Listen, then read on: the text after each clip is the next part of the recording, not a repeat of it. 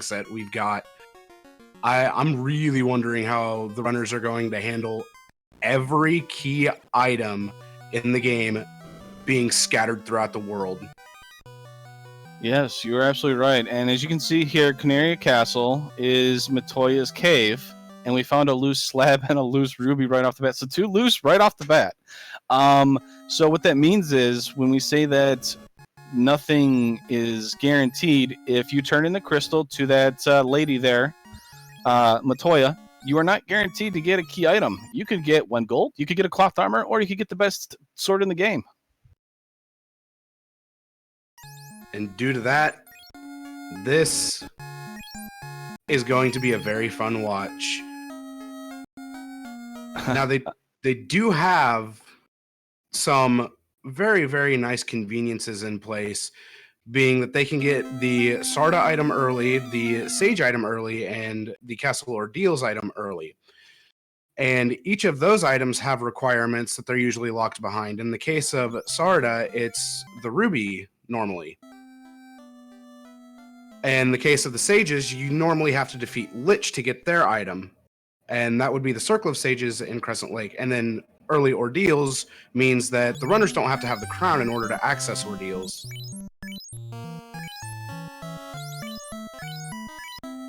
Yeah, and so one thing that we should note is we've already found 3 key items once they buy that key for 654. We also found Canaria Castle, which is the original Temple of Fiend's location, and the king gave us a whopping 37 gold. So we have about 15% extra experience that are 15% extra experience that we're gaining because it's 5% per key item. So we're actually up to 20 because they get a free bridge. They also, I believe, have the... No, they don't have the canal for free. I misread that one. But since these runners have gotten the Mystic Key, they're able to access the back of Canaria. And I did not quite see what the chest that normally holds the TNT had. So hopefully I'll be able to catch it on Asher's screen. Yeah, it is going to be interesting how each of our runners approaches this. As you see, Asher here spent the money. He's going into the Canaria locked here to get some chests. A lot of money that's being found, which could be worth to purchase these items. The pro capes, the weapons. I believe there was an ice sword for sale. Very important. And Algerdon 25, noting that the Gur Imps have Quad X. That is actually pretty nasty to see. Quad X being a spell that will kill any character or any sprite that has 300 or less HP in battle.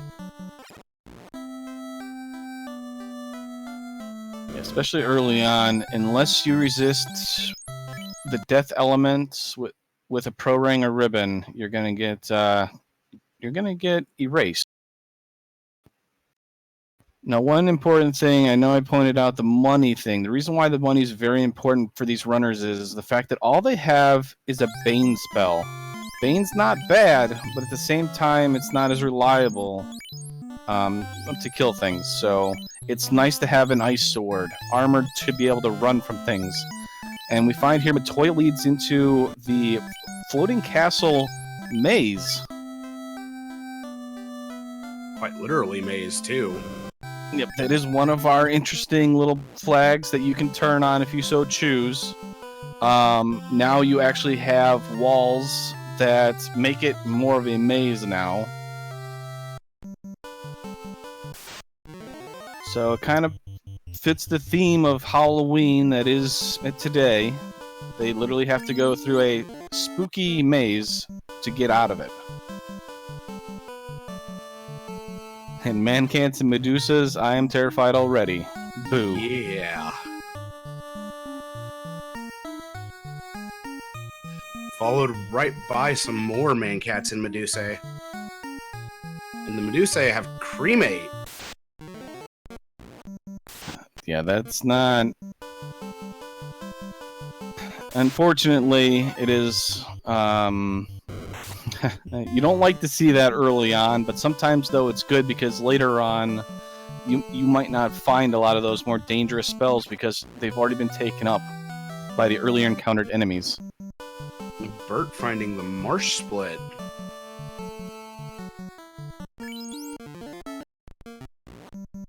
Now I wonder what's going to be at the end of this entire split.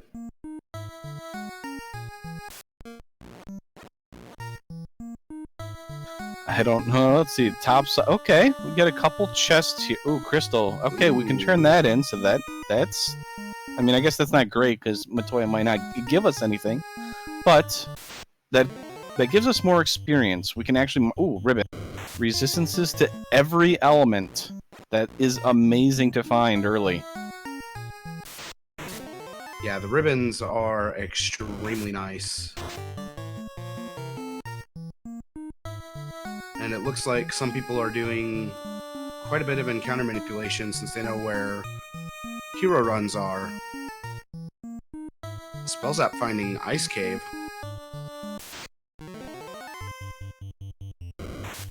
Yeah, there are some very tough locations that these runners have to go right off the start. Bert, I think, did the smart thing, went all the way to Provoca, and Marsh is bad, but generally enemies aren't nearly as bad. Wow, another loose item for Bert here, so he's making a lot of progress, also with an ice sword, so... That ice sword is very nice to have right now.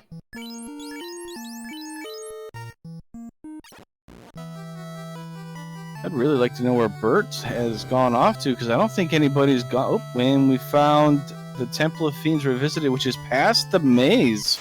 So once we save the princess here, we can potentially turn that in. Spellzap has found the Cardia Isles, found an ice sword and a pro ring, so plenty of ice swords to go around already. As well as a heal helm, that'll come in handy. Now that's something rare you don't see very often there, Sonny. Garland with 2 hits. That is a rarity. That is actually terrifying how much damage he did right there. Yeah. But Asher did connect with Bane in order to just instantly kill Garland. So it ended up being Northwest Castle led into this split that has 2 key items and a bunch of treasures. So Spellzap's now kind of where Bert is and is going to, I think, enjoy it being here with how much is here. Yeah.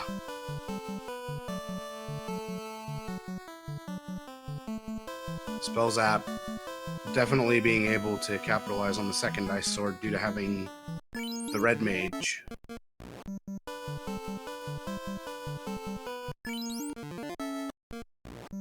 It looks like Crabcakes has found that Cardia Isle.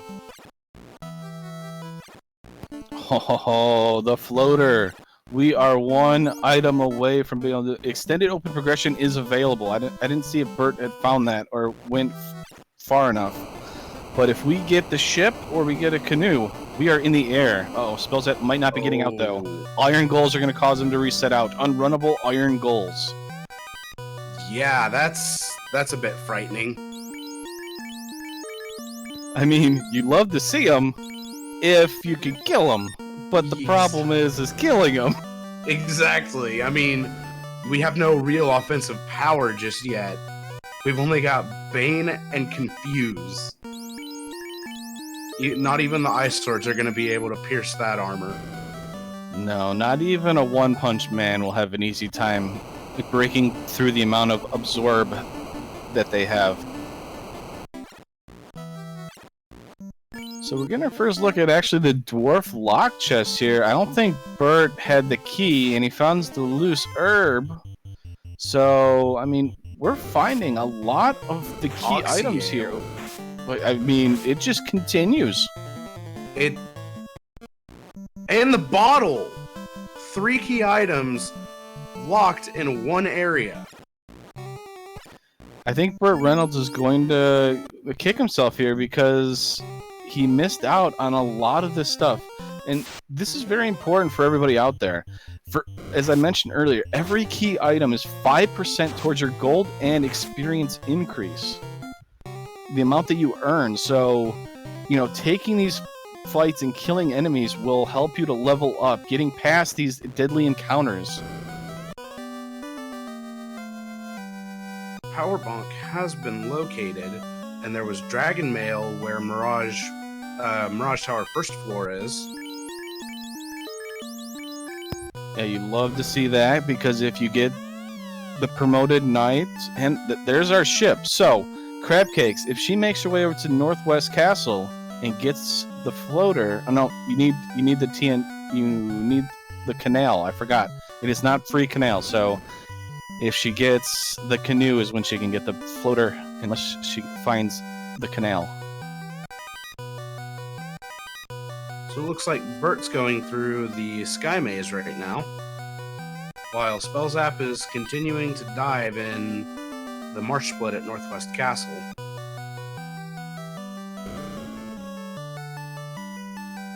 Now, we should also note here for Spellzap here, there are several, how do I say it, spike tiles, trap tiles, if you want to say here, for him to possibly look at. We have random formations on, and so you could find an easier fight possibly to grind a couple levels, considering how much extra experience he's going to be gaining. Now, I know the Bane Sword is going to be very hard, or the Bane spell is going to be hard to use to kill certain enemies, but you could potentially find something easily to kill too, though. That is true. Crab Cake selling off one of the ice brands to buy some... I didn't quite catch what she bought, actually. Oh, she was going to buy Flame Mail. I mean, that's a pretty good buy with the Ice Shield too, so that fighter now has resistances to both fire and ice at the same time, so that's really nice to have.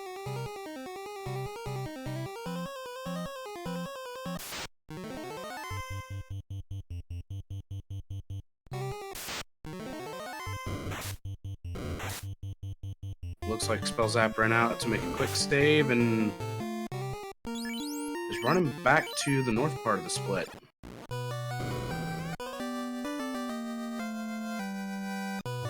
Poor Burt Reynolds here is not having a good floating castle maze, unfortunately. Getting beaten up by those evil monsters in there.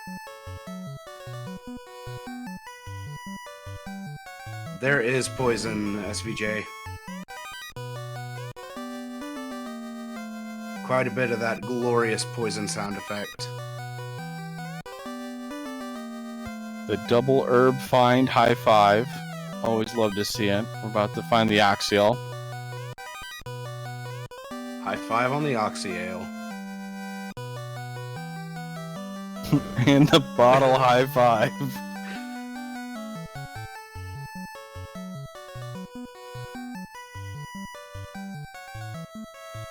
Wow, they are coming out almost the exact same time here. Place your bets. Who's coming through first? Asher wins.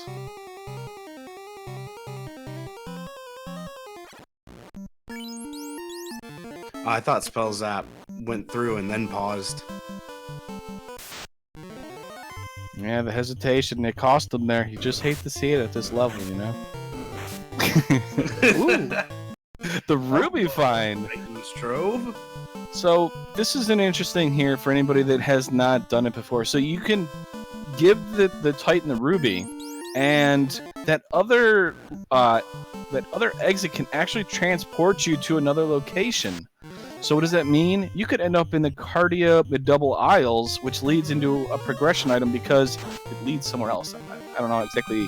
Maybe Sawney? Maybe you can explain a little bit better. Yeah, so the Titan's Trove in Vanilla normally connects to Sardis Cave, but that connection connects to Sardis Cave. So now we have an entire new location that we went to that we normally can't access to right now.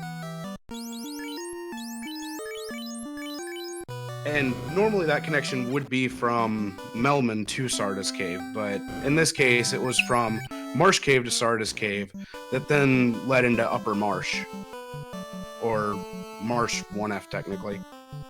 You can see here by Crab Cakes also, she's making sure to save, resetting out, using that long encounter to try and avoid as many fights as possible here while checking these chests. Unfortunately, though, the Titan's Trove move was not very successful. I mean, you did get some armor and stuff like that, but it didn't lead to the canoe or the canal. I'm actually thinking they're gonna have to traverse through the Sky Maze.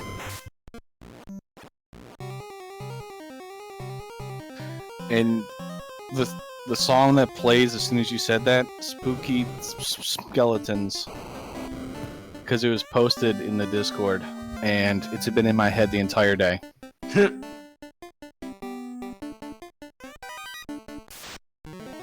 That would work.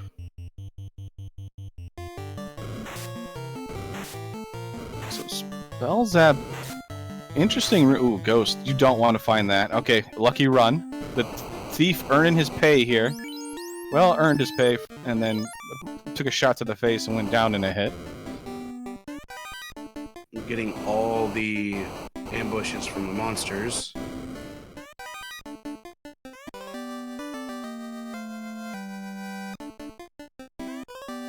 And is currently left with only the red mage standing. The rare TFC check. The canal has been found. Oh, who found it? Asher Was it found Asher? it in the secondary armory for Volcano, loose in the chest to the left of that Iron Golem trap tile. Oh, right, because Belzab wiped to it. He went into that trap tile instead of checking that chest. Because if you remember, he wiped to it, so he never actually... I don't think he went back to check it. I don't think he did either. But it was also with that floater. Oh, Asher wiped, though? Is he going back in? Yep, he's got to go back in for it. Yep, he did encounter the trap tile and reset out. So there's the floater again, and then the canal again. 2 in 1. That is such a spicy location because most people forget that you can check that chest without hitting that encounter tile. Oh no. Alright, we'll see what Crabcakes do here. Is she gonna hit this? No, she checks it. Look at that. And she is backing right out of the volcano. Yeah, she's got the ship. She's good to go. She says, alright, I'm in the air, everybody. See you later.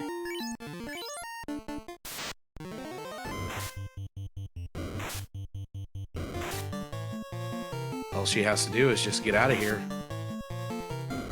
Spells that back in the volcano. Uh-oh. No, go back, Spellzap. Go back. Vorpal a little farther in. The Vorpal will be nice for this high percentage bosses like this. It'll be a nice weapon to have, for sure. Absolutely. The only downside is only being able to equip it after promotion. Oh no, Asher must have got caught. He's back in there again. Now we've got everybody in the same location here. Crabcakes making her way over to the Ryokan Desert to be in the air. This is when the seeds open up.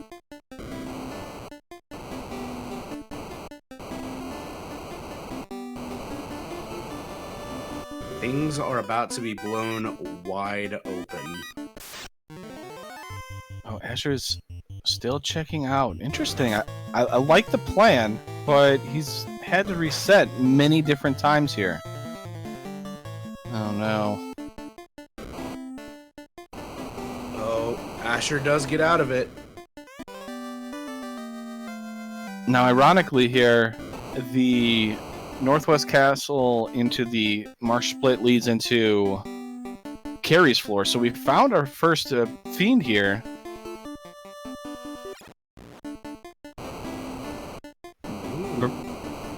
Bert's trying to punch iron goals, 1 health at a time. Yeah, definitely gonna need crits. And lots of them. Oh, and they have paralyzing touch. Awesome. That's just rude. But Crab Cakes is in the air at 19 minutes and 51 seconds. And finds Sharknado floor. This is a nice room too, because there's a lot of chests here and more spike tiles that we can check, you know, for a grind if we so need it. So, and it's really early. It's also the home of a gold bracelet. Yeah, that's actually the main point that I should have brought up. Is a gold bracelet is awesome to find. Yeah.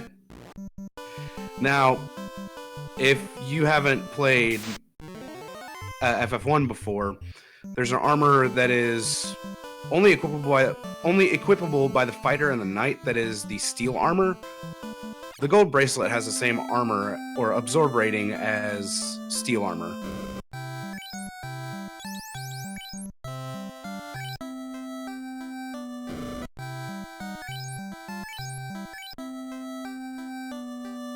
Spellzap getting the canal. Asher resurrecting his warriors, and Bert just got devoured by a gray worm for the most part. Yeah, unfortunately for Asher, he had to go north to Canaria because he had to save and revive his party. But he's going to probably be making the same trek, I believe, that Spellzap did to get the ship, because I know he did the Dwarf Locked already, I thought. Yeah, because both Asher and Spellzap did the race out of Dwarf, so... Ooh, Zombie D's and Zombie Dragons. Those are nice. Or Whizvamps and Zombie Dragons are a nice find, but we don't have any way of killing them. Bane is not going to kill them. Nope. Definitely gonna be looking for wherever those towns are.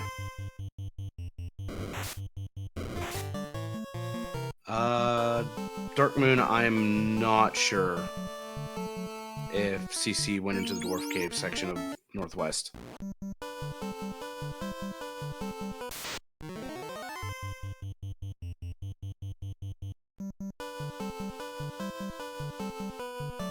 Spellzap heading to go turn in that floater to unearth the airship, where Asher finds the Giant's Pass. And you know what? That is absolutely right. Asher's close to getting to the ship and being able to go into floater mode. We have found Kraken. That is an ice cave, so that's an easy way to get into a Fiend fight. That's got to be a cold Kraken.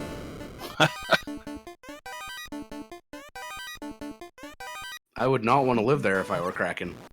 No. I mean, I guess it's better than living in a volcano, though. Thanks, Carrie. Especially for Kraken. I mean, cooked calamari, or sushi, whatever you want to call it. I mean, that's good for us, but not good for her. No kidding there. Looks like CC's navigating the Sky Maze. Oh, the ever-rare 2 Gerpieds. Usually only find one of them, so that's from probably a spike tile that Spellzap has found.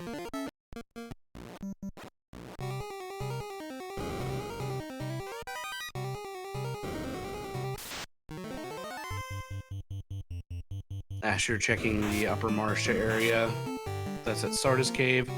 CC backing out of exploring the Sky Maze. You know, that's actually a decent spike tile right there that Spellzap found, because Bane can hit all of them. It's not going to be great, but of course, well, the enemy said, that's a nice black belt that could cast Bane, let me kill it real quick. And then everything resisted Bane anyway, so this is awkward. And the second time around, half of them go down, but the red creeps have stun touch. Of course they would. Rock golems with stone touch in Northwest Castle.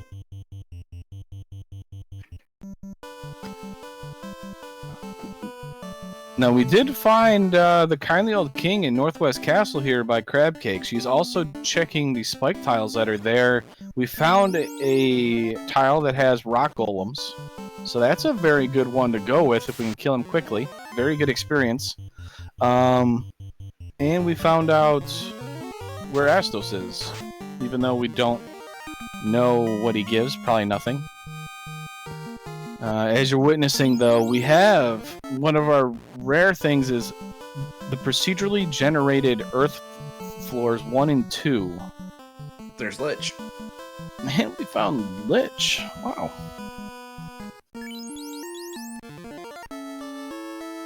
So this flag set is definitely going to showcase a lot of things that you may not normally see. So, we hope you out there are going to enjoy it, because these procedurally generated floors that you're seeing right now can be very easy, like the one you see, and other times they can be very hard. Though that floor that Crabcakes was on did hold the TNT, and on top of that, she's found Sarda, who just has lunch money. 295 gold, here you go.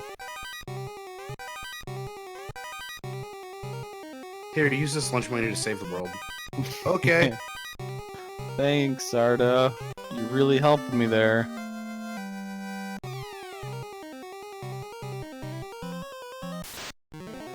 Asher, our second runner that is at floater mode. I'm just saying that because once he gets out of here, if he gets out of here, as a Chimera does a whopping 265 to that black belt, he'll be able to take that ship, go sailing to the Ryokan Desert, and he'll be our third runner in the air. He has to reset out. I feel like I jinxed that. But I'm okay with this. It's fine. Spell Zap, killing off that tile. Having 2 warriors remaining, so they get a ton of EXP.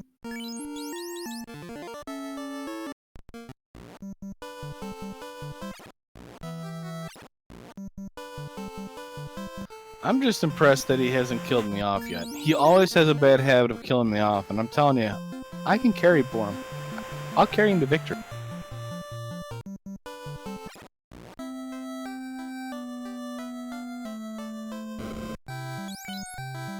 So Asher is back in Canaria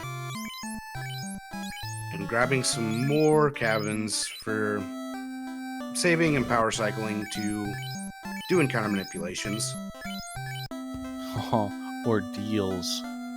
We still haven't found any towns yet, and Crabcake's going for it. I mean, I know she's got some decent equipment, but can she kill clamped enemies that are in here?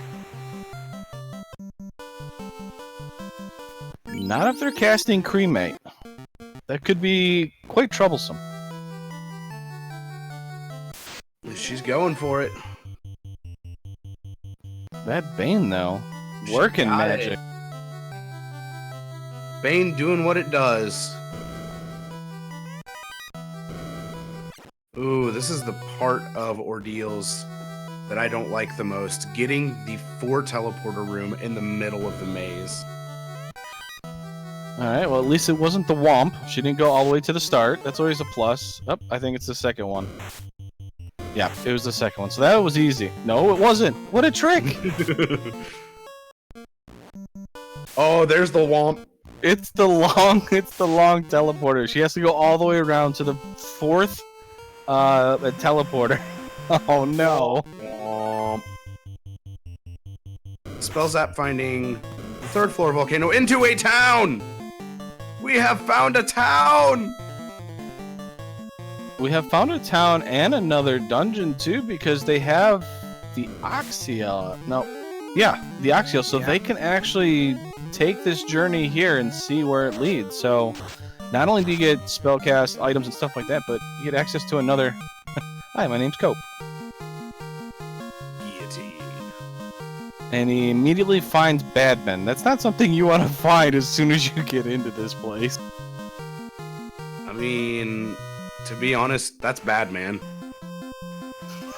It really is. And the sad part is that wasn't even meant to be a pun. Oh, see you later, Spells app.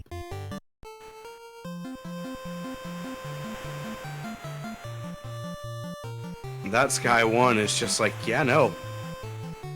You're getting out. He's going back down. We got Crabcakes is finally through ordeals. Asher has found Elflin. There's another really good town. Where did Asher go? Because this is amazing. I believe phase level Melmond. 3. I do believe this is Melmond. And exit level 3. Spells that finds Provoke. I believe that was where he was just at Nuke level 2. Wow! So the Nuke two most powerful, Brack. yeah, the two most powerful spells in the game, Nuke the powerful, Fade the second most powerful, have shown up in level 2 Black Magic and level 3 White Magic. This seed is about to get a lot more fun with that, because I do have a feeling that people will end up going to grind on those iron golems. Oh, for sure. That is definitely something I would definitely be doing. Because, yeah, exactly as you said, because that allows us to kill a very high experience wielding enemies and be able to make traversing this dangerous world a lot easier. And for Crabcakes right now, she's still doing a lot of stuff with a Bane. She's not going to have the the Faded Nuke right now. She's making do with a Bane and weapons. Asher finding Cure 4 at level 4, as well as Invis 2.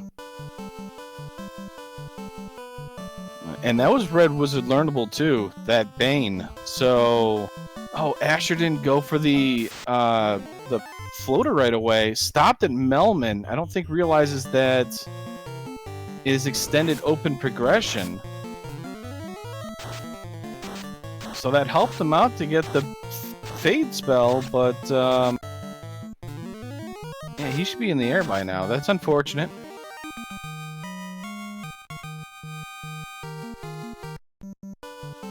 Looks like Spellzap's getting a bit of a grind on.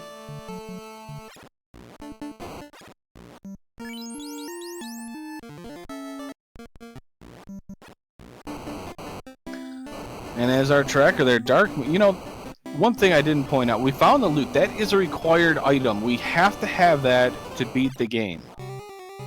So, because of that, wait, how do we have cube? I mean, I think we have access to everything. Yeah, the cube is Rod might be required if a Fiend happens to be behind a rod lock or something like that, but...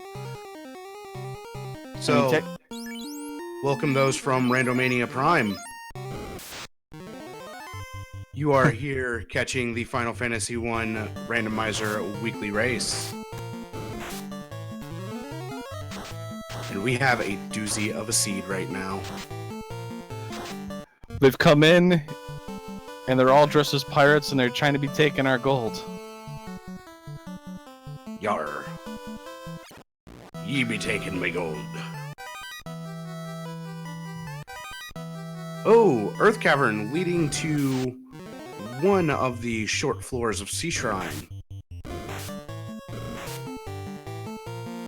So one of the cool things about this is, too, so loot is automatically required along with the key, with the way that this game is, or this flag is set up, because sometimes all we need are the 4 fiends killed and like the orbs, and the key opens up the door once we travel back 2,000 years into the past, and we need the loot to obviously get 2,000 years in the past. So,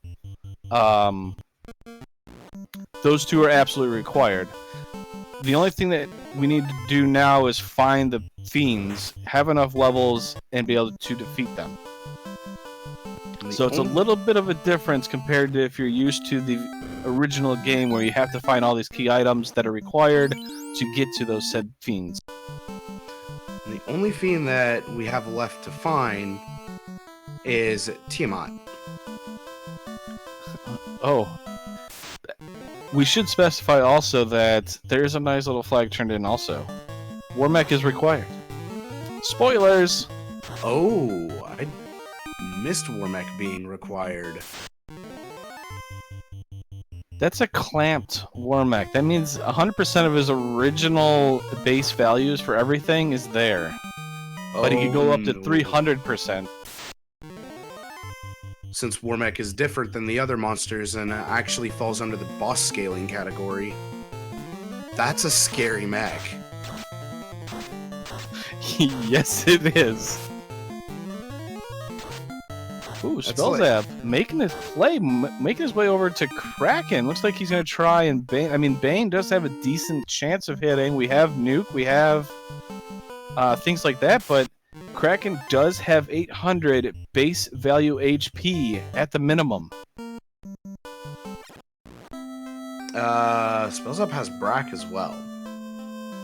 Okay, that makes it easier too. I mean, I would definitely consider using that a lot more than I would trying to nuke her to death.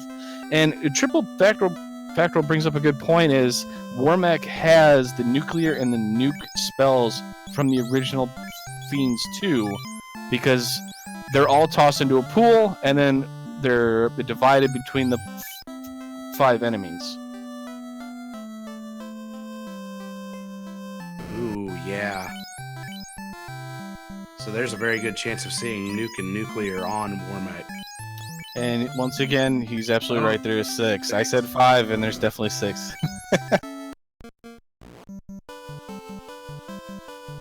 Unfortunately, Spellzap couldn't even get to Kraken.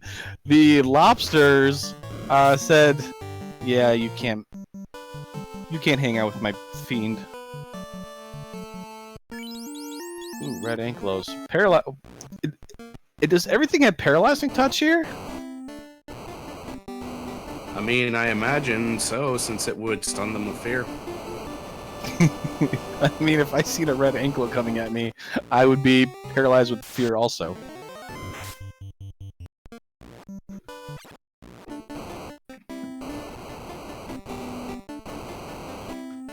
I just realized that they get Quad X and Lit 3. Those are nice spells at level 3 also. Quad X, a good way to kill things. I know you pointed out earlier that it's a good way to kill low health enemies. Very helpful to save your... Ooh, loose adamant there, like crab cakes.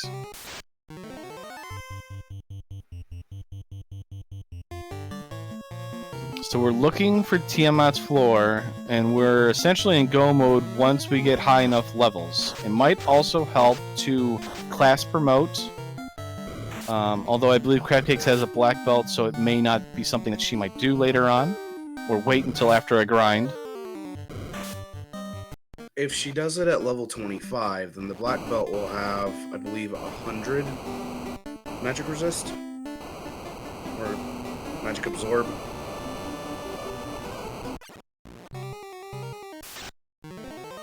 And that is one of the biggest conundrums or the decisions that somebody has to do, is when to promote with a black belt. Ooh, an eye, that's always fun, but unrunnable. That's kind of doesn't matter because we're going to try and kill it anyways. 3 hits, 181. Yes, we will definitely take that. Eyes being a beautiful encounter for experience. Spellzap flying over to the Earth Cave.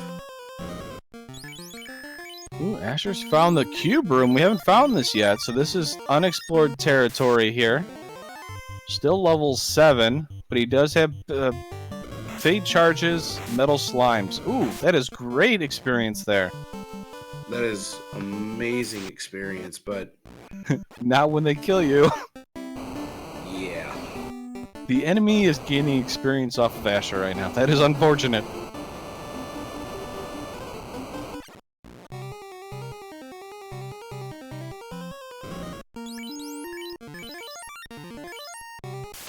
Looks like Crab Cakes is making it through Sky 2 or the Sky Star relatively easily, where Spellzap finds Melman. Walls there, that's a very important thing. It's a battle ribbon that only lasts until the end of battle. But that gives you resistance to all elements. That's very good to have, especially if you don't find enough ribbons. There's our canoe. We don't really need it. There's the Elven Prince. So the fetch quest NPCs are shuffled amongst each other. Ah, perfect. So Dr. Oon, the Elf Doctor, and Bahamut have all swapped places. They all have a chance to swap locations. So if we were playing the original game, Bahamut could be holding the Elf Doctor in his location, or it could be holding Dr. Oon or Bahamut. And the same thing in Melman, as you just seen there, is now the Elf Doctor there. So all sorts of confusion, and I would say what was that? Dr. Oon was in an elf costume, maybe? Yeah.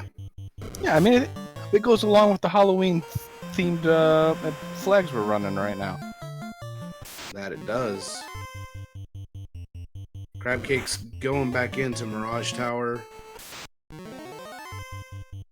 I do believe Asher is headed over to Crescent, and I believe to turn in the floater for the airship. He's completely forgot to open extendeds on. Yeah, he has. It happens, unfortunately. He might check it, though, just because he's there once he gets done with this Crescent thing. This Crescent check, but... because this leads to a Provoca, if I remember correctly. Or Crab Cakes. She just got Lupa.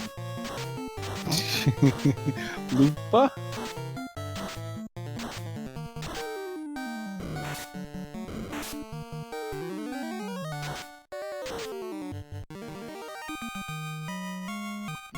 Well, the one thing, though, that we should point out, though, now because she's found the canoe, we have access to ordeals, and we have access to the waterfall that we can now check for their locations, and that's right, the maze led into Garland. So the bird's finally going to take on Garland. Not necessarily required. I mean, you have to kill Garland, but saving the princess may not actually be required, because since she doesn't give anything.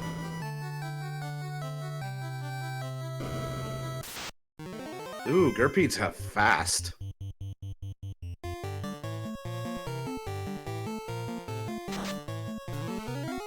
Ooh, Asher got a first strike on the ghosts.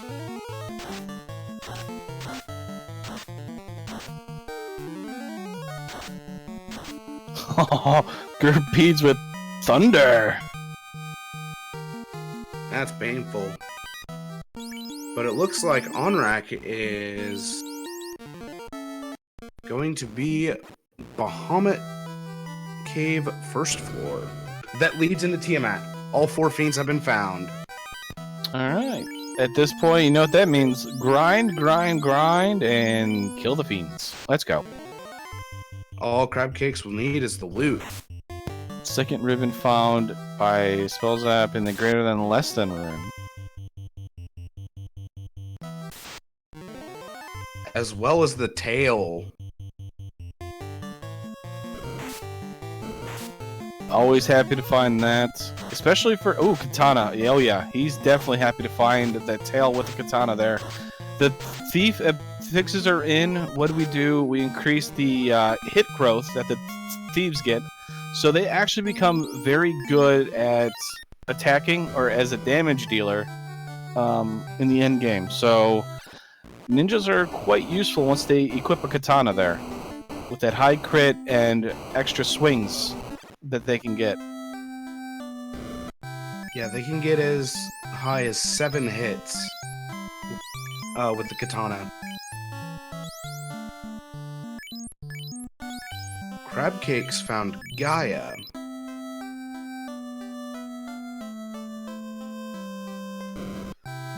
I know we found Waterfall. Yeah, I know we found Fast. I don't think we found Temper yet, so I'm kind of surprised you didn't check to see maybe if Temper was level 8, because more than likely you're going to level up your casters. And Spellstep's already found Bahamut, so our first class promotion here, and she's going for Skyfloor. Here we go. And Bahamut was actually vanilla, so Dr. Un has to be in the Elf Castle.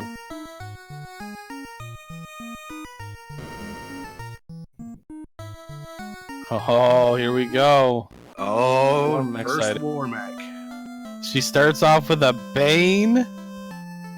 She's going for the insta-kill on it. 2 hits for 321. Oh, Hans is already on his knees. No. More Bane strats. Can we get it? Damage poison coming out from Warmech, killing off that Black Mage.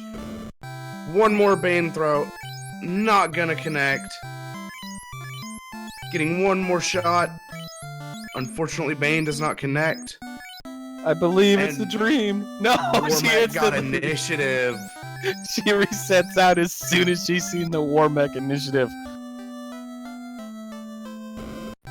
Warmech says, "Ah, that's a cool Bane spell you got. I got one too."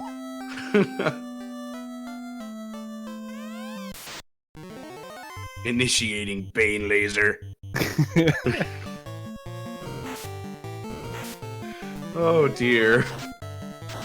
But the good news, though, is, as we pointed out, all 4 fiends are available. Crabpix has loot, so she is in go mode. She has the key, the loot. She's in go mode. All she has to do now is get levels, and she just needs to get equipment where she is satisfied to be able to traverse Temple of Fiends Revisited. And I believe she might be looking for more key items to increase the amount of experience she gets from each fight. Though I don't, and one key thing, though, also is, we, the people that are watching the race, know that she's in go mode, but I don't remember if she ever went through the floating castle maze to find Garland. So, because of that, she might be looking for Temple of Fiends Revisited. And that's true.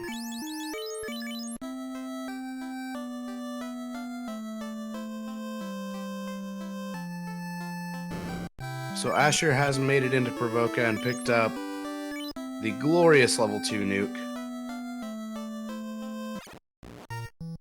While Spellzap is picking up level 3 and 4 magic.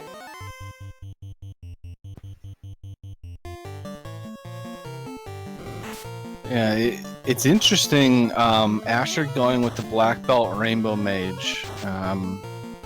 Definitely a nice there because you have access to all the schools of magic. The Red Mage can, it dips into the white and black. But the Black Belt, though, is a very particular one because the early front line that you have is kind of bad. You don't have the armor, generally, unless you find a gold bracelet.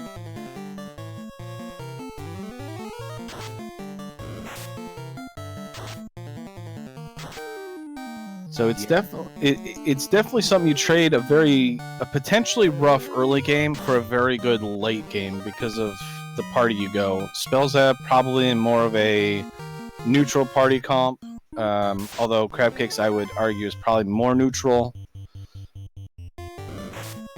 because it has a very frontline fighter with the endgame Black Belt. Yeah, Crabcakes' composition is very strong throughout the entire game. And then its power just curbs very quickly at in-game.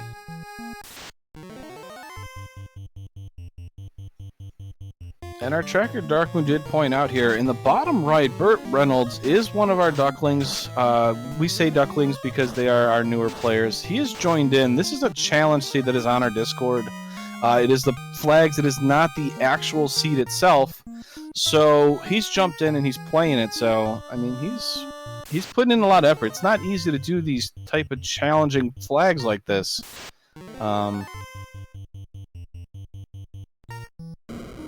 And he was doing very well here, but he's spinning his wheel, so that's okay, though. It happens. A lot can happen, though, in these races.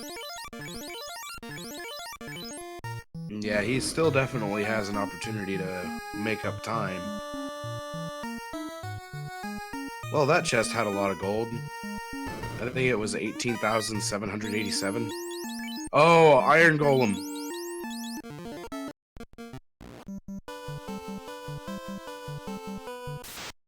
Oh, right. This is the, This is the Grey Worm trap tile. And they don't have much HP. No, that's really weak. Okay. That will easily go down to Nuke and Fade, and Spell Zap is at the Iron Golems as well, just grinding away. I mean, I would too. I mean, this is going to be great for Crab Cakes here, because we know she's in go mode. Because all she has to do is kill the Fiends, and she can go back 2,000 years to take on Chaos and his Fiends. But, I mean, how high does she go? I mean, she probably will have her fighter die off at some point here, give all the experience over to Chad, her black belt. Yeah, she'll probably, if I had to guess, she'll probably do that around 21, maybe 22.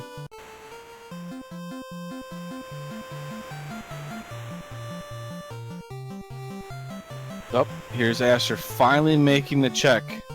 Or maybe it was part of his plan. I mean, that's something we might have to ask him here. No, Asher, no, Asher, go back! he wants to sail the high seas, okay? This is true. Bert is in the air. That's what we like to see, Bert. Good for you. Way to go, Bert. And it looks like Crab Cakes is going through the C-split at the Cardia Grasslands. Back to maybe to grinding? No, finding Crescent Lake. That's always nice to find. Level 6 magic here. Maybe find Temper. I mean, Temper's really... I mean, it's very nice to have. But I think lock spells would be very crucial with these high clamped enemies that we're about to run into. Hello, Heal 3. Hello, Life 2. How are you doing? Hello, Temper. That's what I'm talking about right there. Okay, so level 6. Unfortunately, that is blocked out for red mages or red wizards, so feels bad for anybody who brought a red wizard, but if you brought a black wizard or black mage, you're fine. And more lunch money from the Circle of the Sages. Well, the old men were sewing right there in the Crescent Lake, and apparently they don't do a very good job sewing, so they only made a very small profit of 154 gold. That's unfortunate. I mean, at least they weren't confused this time. Oh, procedurally generated waterfall. Another one of the fun little flags that we have on. I like this one, and I also despise it just as much because it loops, and it loops again, and then it says, you're lost? Well, that's unfortunate, because now you're lost in here for 10 minutes. Yeah. Generally, the earth floors, I think, are slightly easier just because of the way that the earth is way it's generated. The waterfall, though, can be very, very confused. There we go. All right, we're through. Yeah, considering that the waterfall can loop horizontally or even vertically, depending upon how it's generated, it's evil.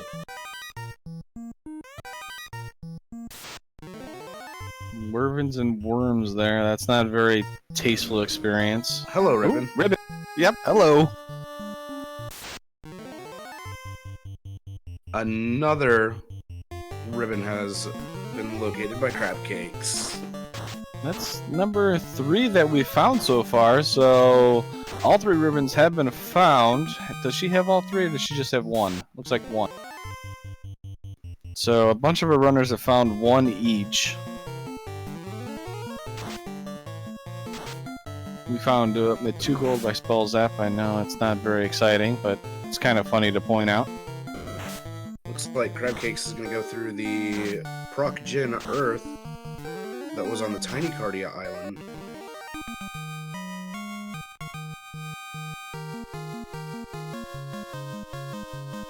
Ooh. Mummies. I think you're about to point that out too. Mummies with Toxic.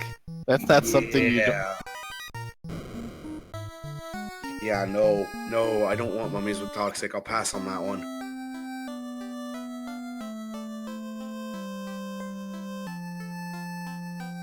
Ooh, a katana. Not something that Crab Cakes really wanted.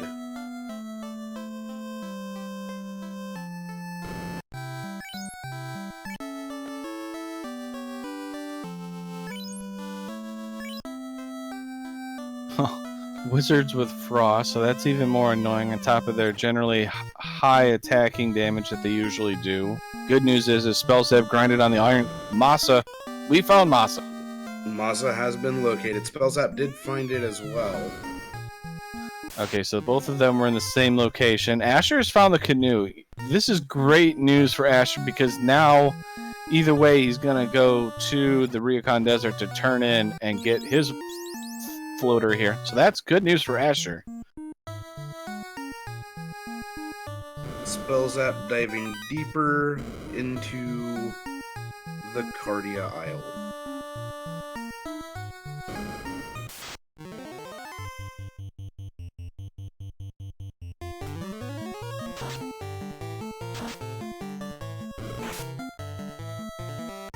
It looks like Bird is about to check the Earth Cave. Now, based on the way she's checking, maybe I was mistaken on who actually found the loot. I thought, oh, it was Asher that found the loot. Spells everybody except for her. So she, as she NPC guillotines the bats there out of spite. Rude. Nah, they'll come back. Right. They'll just be twice as bad. Oh, that'd be great.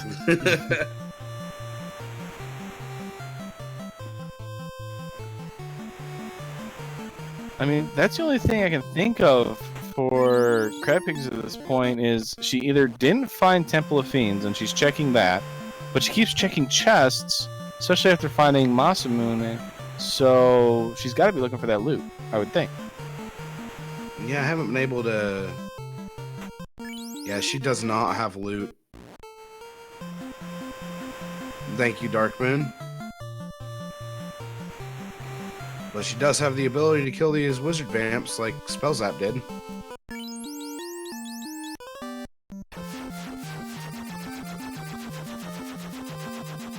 Bert finding the Elven Prince in Melmond.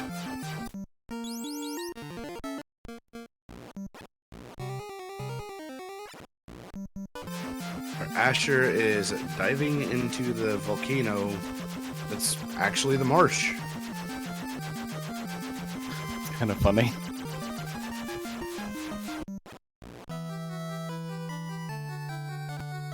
Yeah, I'm not sure how that would work.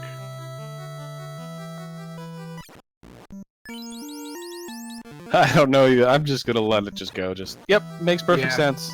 Logic, it's just video games. Ooh, Asher is he gonna try and take on Kraken? Oh, lobsters with death touch. Never mind. Eesh. We now know what happened to Spellzap. Lobsters with death touch. Perfect. Temple of Fiends Revisited is gonna be awesome. Oh my gosh. And there's the Gershark. Oh, trance. Perfect. We're gonna see more of those too later on. It gets out with the White Mage not being tranced.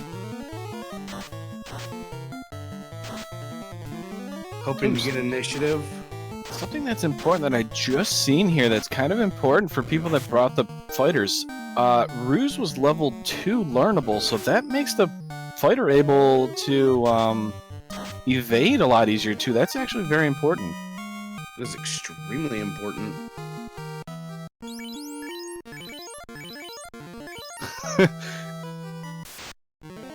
Sorry, I had a good laugh there. Oh, you woke me up from this horrible slumber that I've been in forever. Here's 291 gold.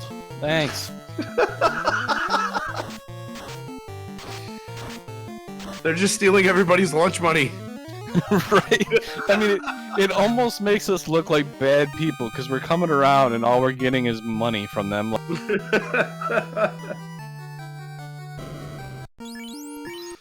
Are we the bullies now? Has this been changed? I think so. Also, Asher has made it to the Kraken.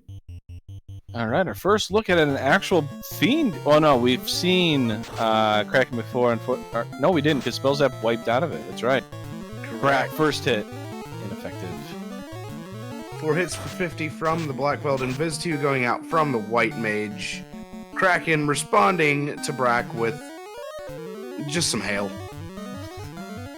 I mean, to be honest though, isn't Ice Cave leading to Kraken 2, so it kind of makes sense? Yeah. And second turn, Brack hits. Asher has an orb lit. The last person in the air that is on our broadcast, and the first one to light an orb. I love it. That's what I like to see. By the way, just to disrespect Lich even more, I miss Spellzap kill Lich, because Lich shouldn't even be a boss, let's be real. You know what? I just realized that in the top right, as I just said that too, I was like, I thought he was on Lich, unless he wiped out of it or something like that. So, let me take back what I just said. Spellzap with the first orb lit, Asher with the second orb lit, but we're going to go with Asher as the victor because he took on somebody a little more terrifying.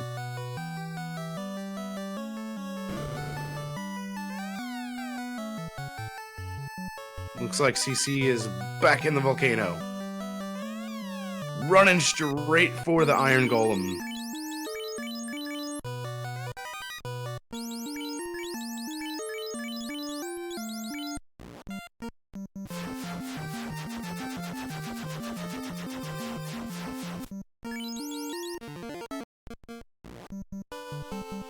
Spellzap in sky. Asher running to LaFay. I mean, I guess it's, since he just got in the air, it's not bad to just try and get it out of the way or early, because you never know, it might pay off. Not a lot of people want to go down to the Fiend town, because of how far away it is, or how out of place it is. Oh, it's Cardia Isles. Oh no! Oh, X-Cal. Except Asher can't use it. I mean, it's a good selling weapon. It is, but for Asher, that was a massive womp womp.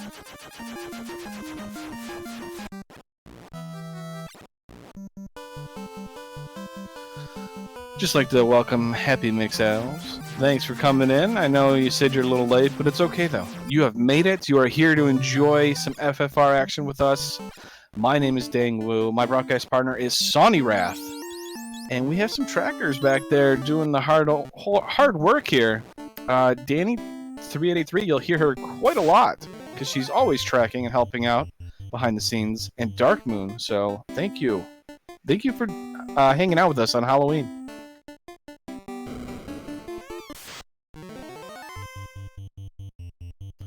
So if we blinked and missed the Spellzap encounter against Lich, we're about to find Asher taking on Lich. So let's see what Lich kind of showed here. Ink. Okay, well, that's a free turn. And that's a dead Lich. Alright, we didn't miss much, everybody. We do not have a Germedusa of Death tab yet. But we do have lobsters with Death Touch, and they're going to be quite prevalent in Temple of Fiends Revisited on that seafloor. So potentially just as bad, but they just don't have the 12 hits that McGirt Medusas have. So Asher has 2 orbs lit after defeating Lich, and has found the Castle Ordeals. Crab Cakes up against Carrie. you know, that might actually be a thief there. That's Chad. That was 4 hits really early. That's what it seems to be like.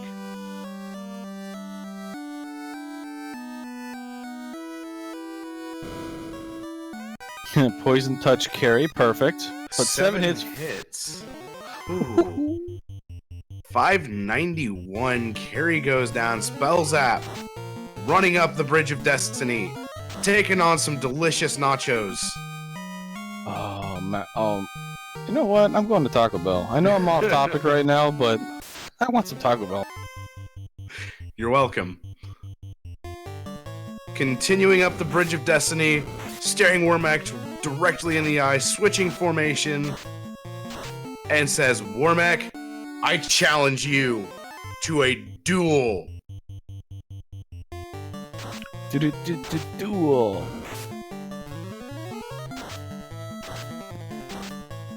Masa, that was 1 hit. Literally 1 hit from the Masa. This is not good. We're gonna need some lock here. 1 hit for 1 damage. Lock 2 going out from the ninja. Tempers going out. More Lock 2s going out. And Invis 2 coming out from the Red Wizard.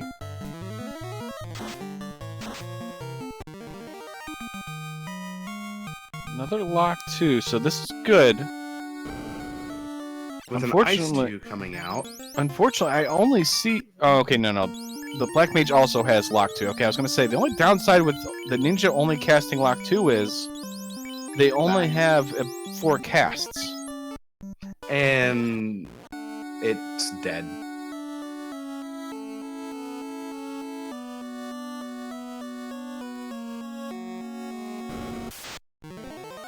Though Spell Zap does have Life 2 on the Red Wizard, so... Oh, that was a big hit. That was a really big hit. I think we have Cure 4, though. Yeah, we do. Cure 4 okay. is level 4. Oh, the turn order. There And it is. Wormack goes down. That's 20,840 EXP. As is pointed out by Happy McSaddles, that's right. The Dwarf Cave was loaded here, and we're about to find Tiamat 1 here. The Ultimate Disrespect does not heal up CC, the Black Mage, up top. The Brack spell misses. Do we get it? Come on. Second Brack goes out. It misses. Tiamat hits the Black Mage and kills it. Bracks are still going out. Broken into pieces. Tiamat goes down. Spell Zap has his second orb lit. I mean, that is a very important win for Spell Zap, or any runner in general, to be able to take on Wormack, and then to be able to take on Tiamat right after like that. Because it's a really good test to see how well you can do in Temple of Fiends Revisited if you can take on a Wormack like that.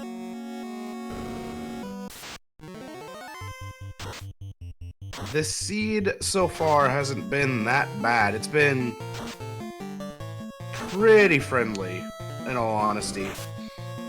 The Warback scaling really wasn't all that high. Crabcakes has found Temple of Fiends.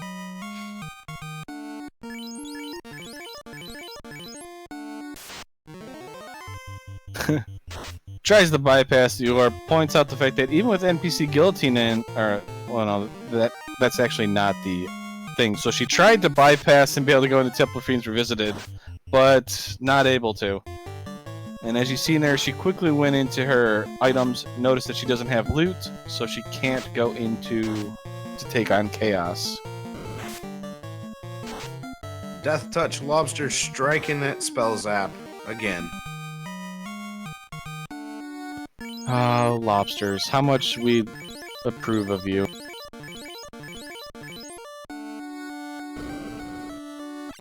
I agree, Nicolette. I agree. I- Spellzap did not use Zap to kill Tiamat. Or Tahamet, if SVJ was in here, would yell at me.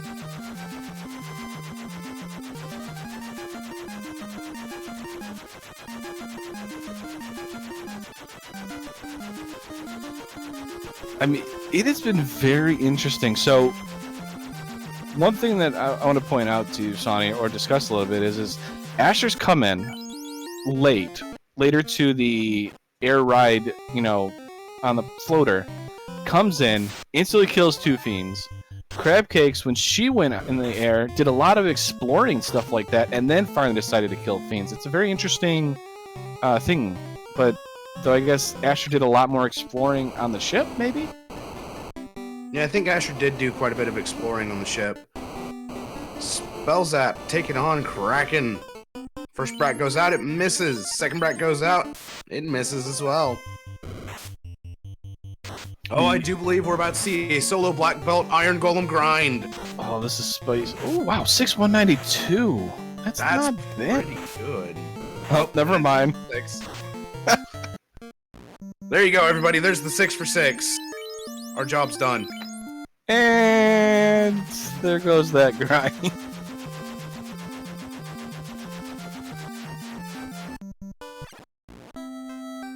Spellzap with 3 orbs lit just needs to go find Carrie and then is able to finish everything up. Though I believe Spellzap did find Carrie earlier here in the Marsh Split in Northwest Castle. Yeah, that sounds about right. I think it's north, where he's going right now. Excuse me, I had something funny as I was just about to speak, and it messed me up there. Darkmoon points out that grind was amazing. 10 out of 10. Would do again. That's right. I would totally watch that grind again. I mean, I like it because it's a bold plan. Only problem is Iron Gulls love it when you try to beat them up with physical attacks. And we don't have the item magic where we have like a nuke helmet or something like that. If there was a nuke helmet, that grind would be amazing. Or a judgment staff, I mean nuke stick. Or judgment, yeah, that's right. But then we might call the question, hacking? How'd you get a judgment staff into this one? Spellzap taking on Carrie. Ooh, 3 hits for 66, with one of them being a crit. I mean, that's a decently high-level katana-wielding ninja there that is not doing much. 2 hits for 66 with a crit, but a nuke for 181 after that takes Carrie down. Spellzap has all 4 orbs lit. Asher on your left basically one-shots Carrie, so it was kind of entertaining. One just casted a bunch of nukes, went completely nuclear on Carrie. The other one just says, I just need 1 punch.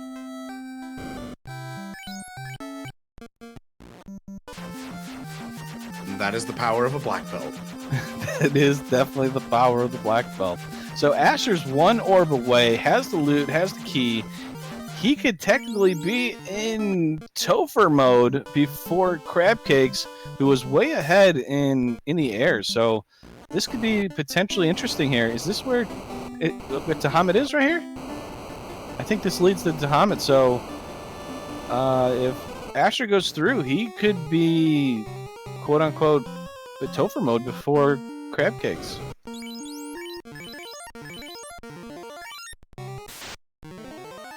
Yeah, this could definitely be it.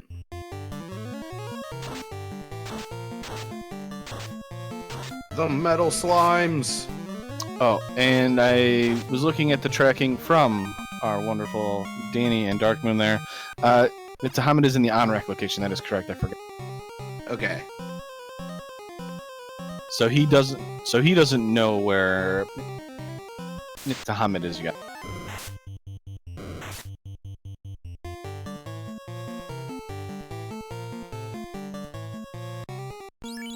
Oh, looks like Spellzap's going to the town of Provoca here to get some spell casts. The Ruse is going to be very important for his knight. I believe there are some other important spells like the nuke for the ninja. Yep.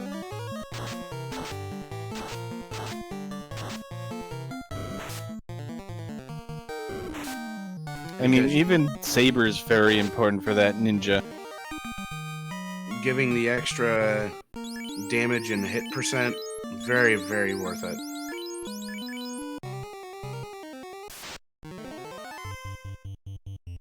Happy Mix Saddles, one of you told me that the random entrances was much funner to play than to watch.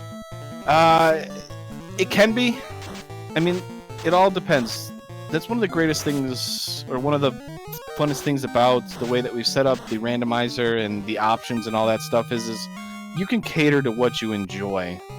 And it's nice to see a lot of the variance of the runners, you know, they're participating in this or participating in a different flag set. I wonder what Spellzap's looking for. So one thing that I should mention here for Crab Cakes is she is having a thunderstorm rolling through, and she said if somebody happened to bravely travel through it and knocked on her door, she would answer it. So that might have been it.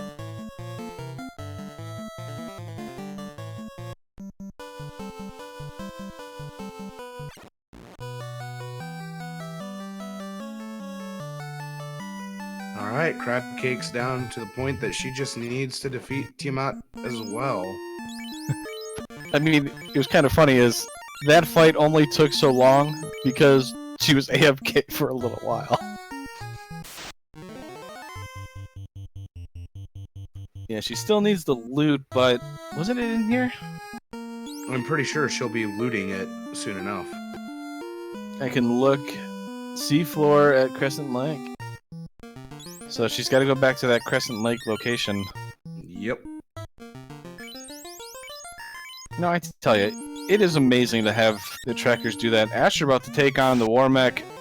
We didn't see any nuclears, no Cure 4s, no nukes when Spellzap did it. So we're about to find out what Asher can do here. Can that Black Belt survive long enough to take out the War Mech? Is the Black Mage going to be able to survive a punch from it? We both... Oh, well, that's turn... Okay, we survived turn 1. Thank you for a poison.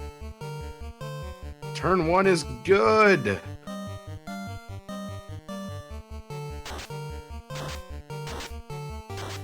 Looks like some curing. Oh, yeah. Lots of curing going on. Smart move. Ooh. White Wizard's down. Lit 3 coming out. Killing that White Wizard.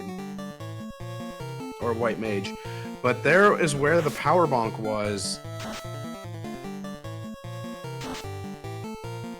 Latoya had the power bonk all along. This is a scary... Oh no, 60. A fasted War Mech! Oh no! A fasted War Mech is gonna be a painful War Mech. There's a nuke! Oh. 8 hits by 14, ink comes out. He has a 9 chance. hits, 6, 12, War Mech goes down! Oh my gosh! Oh, he's breathing Asher's right now. Black Belt just hit level 33! Level 32 is a massive breakpoint with Black Belts because that is when Black Belts go from 6 hits to 8 hits. And those 2 extra hits, considering their level, does a massive amount of extra damage. I mean, 4 hits for 203 right there. That's without any power bonk, and that's without fast. Oh, but on the bottom left there, Crab Cakes is in go mode now, has found the loot, so she's going to be making her way over to the War Mech, the Robot Chicken War Mech, and be able to take on that fight. Tahamid is playing spoiler. That is heartbreaking. You barely kill War Mech, and Tahamid kills you. It is unfortunate. And that is one of the hardest decisions to make. You've killed War Mech, you have 1 character left. How hard is the Tahamid going to be? And unfortunately, just hard enough where a level 32 Black Belt could not solo it. Yeah, it would. Even though the black belt was 33, she just came through and ripped the black belt to shreds. You can see here, Asher and Crabcakes are both grinding right now. On your left-hand screen, Spells app has entered Temple Fiends Revisited at 1 hour, 19 minutes, and 19 seconds. That's right, I went exact, because that's what our trackers have done for us.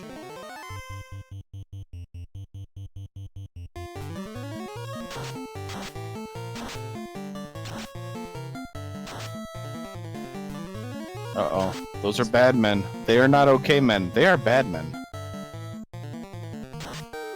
Now, if you play with the funny names on them, they are okay, man. So then, when they wipe you, you're like, okay, man, really? Yep.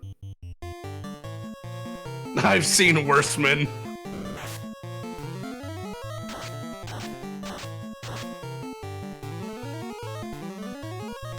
Ooh, main cat Medusa at the Phantom tile. Nobody likes man cats. Okay, nobody likes man cats. Oh, but Spells out getting the metal slime encounter on the second floor of Topher. Did you see that? The ever rare chance where you attack a slime and you actually kill it with a physical attack. That is rare. I mean, it requires a couple crits and probably high level characters, but that was kind of funny to witness. I mean, the only thing that's more rare that we might see is Asher one-shotting the Iron Goals with Black Belt if Crabcakes doesn't do it beforehand. Though I don't think Crabcakes has a Black Belt. No, I think she's gonna level up all of our characters at once. Ooh, White Wizard, or the White Mage on Crabcakes is rocking the masa.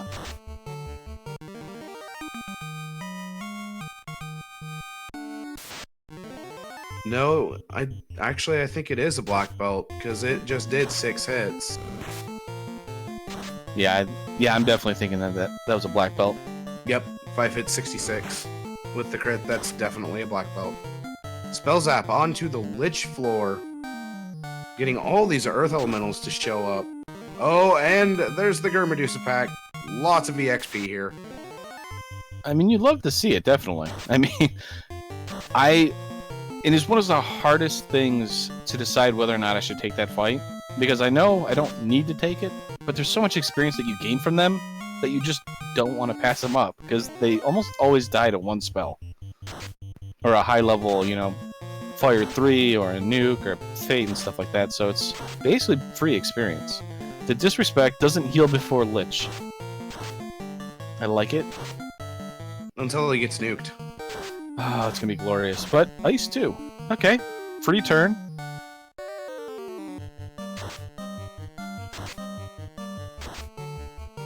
Katana swing.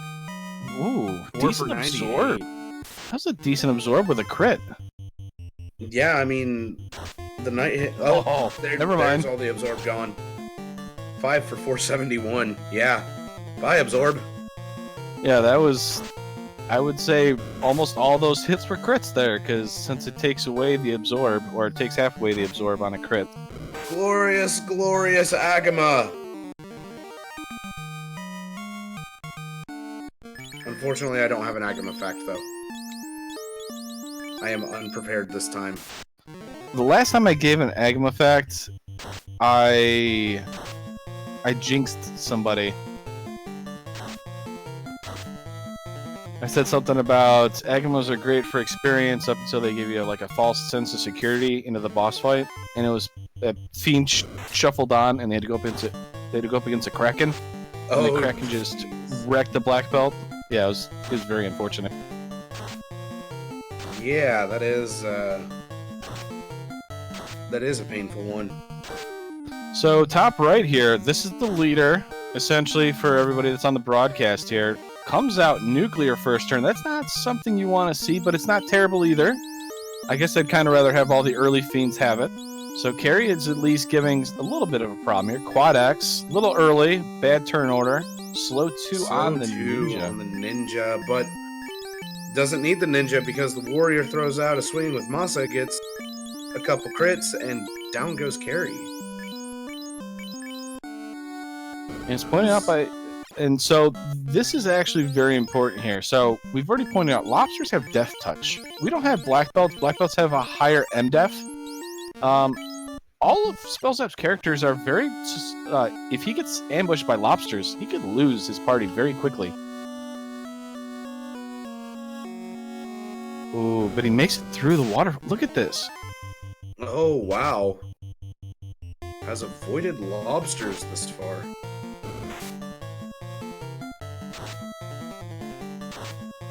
Not healing up before Kraken. So this is the first quote-unquote gatekeeper that you go up against. Kraken 2 generally, especially with these clamp things, can one-shot even your knight if Kraken decides to crit a couple times. And you see it right there. That knight just lost almost 500 HP. 8 hits for 472. Oh, Asher is down to just the black belt on the grind. Yeah, but he's doing rock goals, so those are a lot easier. And I think Cakes is doing rock goals as well. Yeah, that's definitely a lot easier grind, I think, if you're going to do a solo. Ooh, Kraken's got to be almost down here. I would definitely start maybe casting a quad X here. Oh! Dan with just enough absorb, not getting hit in, or evade. Lit 2, that's what you like to see from a Kraken 2 right there. Give me a free... Lit 1. Lit 3 kills. What year is this? I don't know.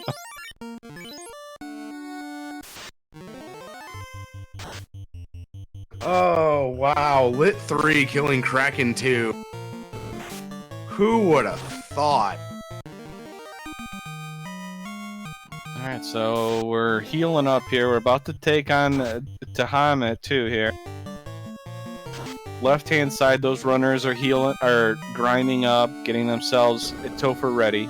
Burt Reynolds about to take on Lich 1.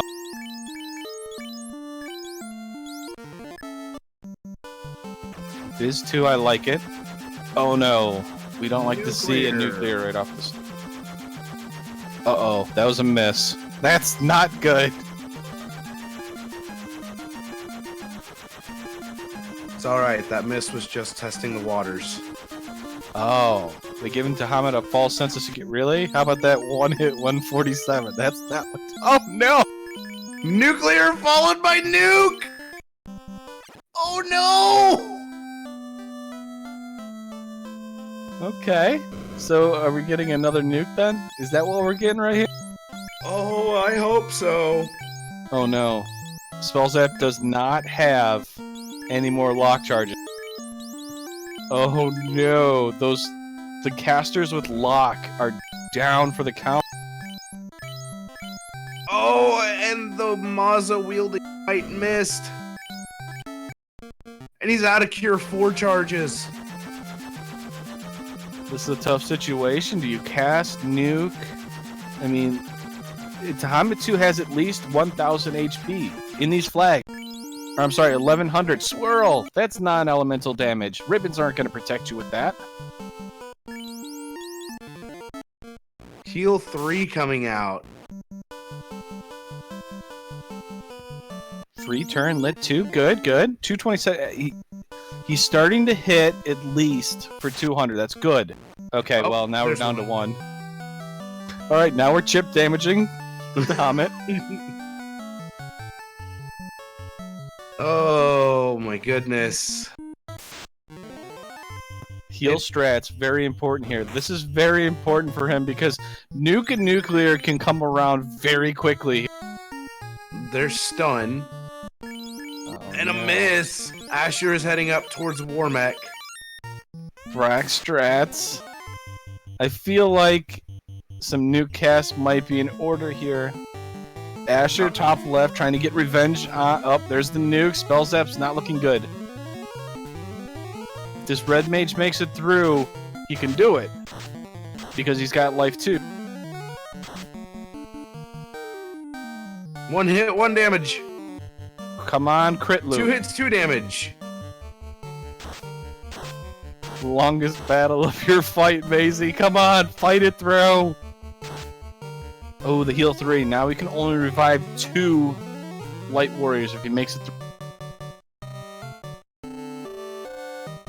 Oh, a miss. There's lit 2.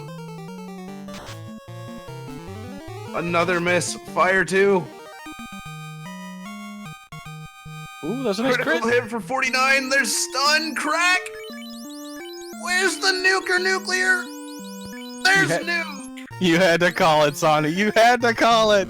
He called Warmek's shot. On the left-hand side, Asher's made it through Warmek now. He's about to be joining Spellzap and going into Temple of Fiends Revisited here. The difference is One Punch Man. If you see that, his name is Fun in your top left-hand side, the black belt's name. 877 health. Probably has 10 hits and is going to do a lot of damage to these fiends really quickly.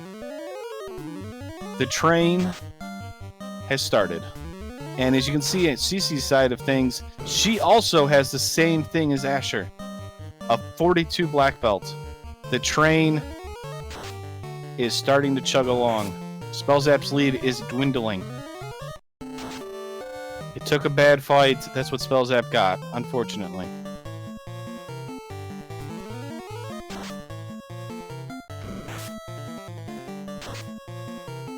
Oh man, the Black Mage is down for Asher.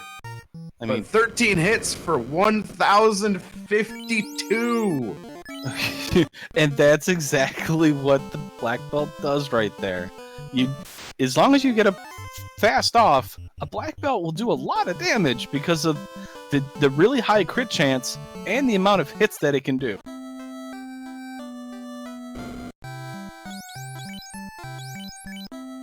Alright, Spellzap's going back in. Probably... Oh, there's Lock there. That's available for the Black Mage.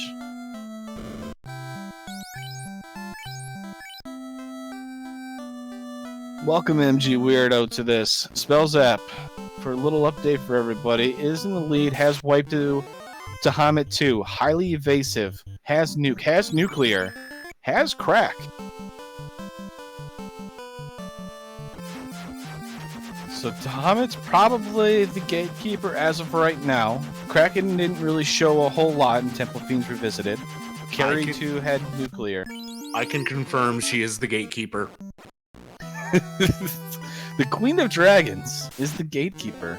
Warmek on their bottom left here has been engaged also by Crab Cakes here, so she's going to be catching up to Asher and entering into Temple of Fiends here. Big hit. Ooh, no, that wasn't a big hit. 4 hits for 28 damage by the black belt. Oh boy, that's not what you want to see. That's a 42. Right? A fast warm. Oh, there we go. There it is. 11 for 1067. Yeah, that's about right. So Warmek has been fasted. That could be a very damage poison. That's not as terrifying.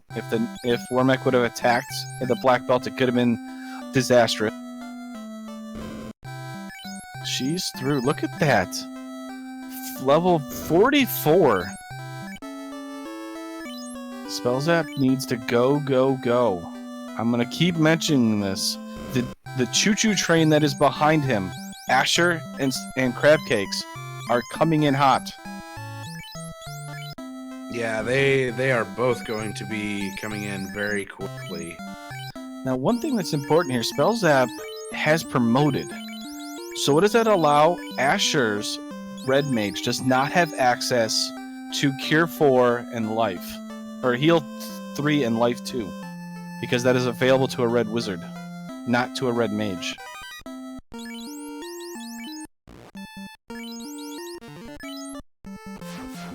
Yeah, that may actually cause a few hiccups. Crabcake's throwing out the Bane Sword at Tiamat. Do you see this damage that black belt is doing to Tahamet? That is... Tahamet herself, the original Tahamet, is kind of a gatekeeper. Not going down to the Bane. She's weak against poison elements. She's not taking the black belt's punches. 6 hits for 583. That's pretty evasive. Level 1 Fiend that we're seeing. Is that Yeah. is that a defense sword I see from Crab Cakes? I don't think any of the other runners have that. That's huge. That was a defense sword you saw from Crab Cakes, but Tiamat 1 goes down for Crab Cakes. She now has all 4 orbs lit as well, and is ready to go take on that Temple of Fiends Revisited. Spellzap has made it back to Lich 2. 10 hits for 670.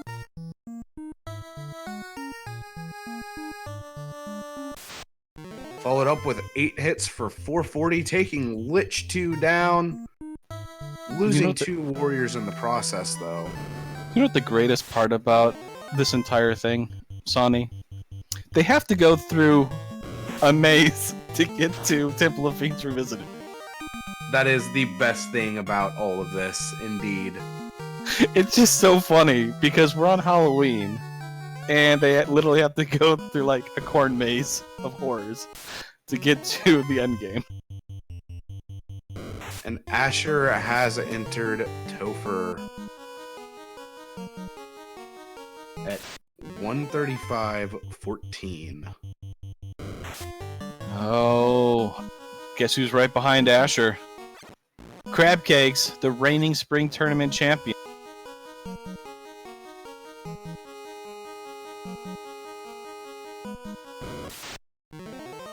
Burt Reynolds making his way through. I know we haven't said a whole lot about it, but he's just slowly chugging along. Bert's been fighting a good fight on this seed, that's for sure.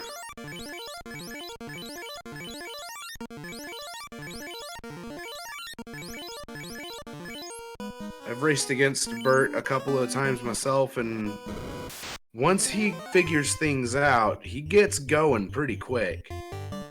It just takes a while for him to figure things out, and that is due to him still being fairly new to the randomizer itself.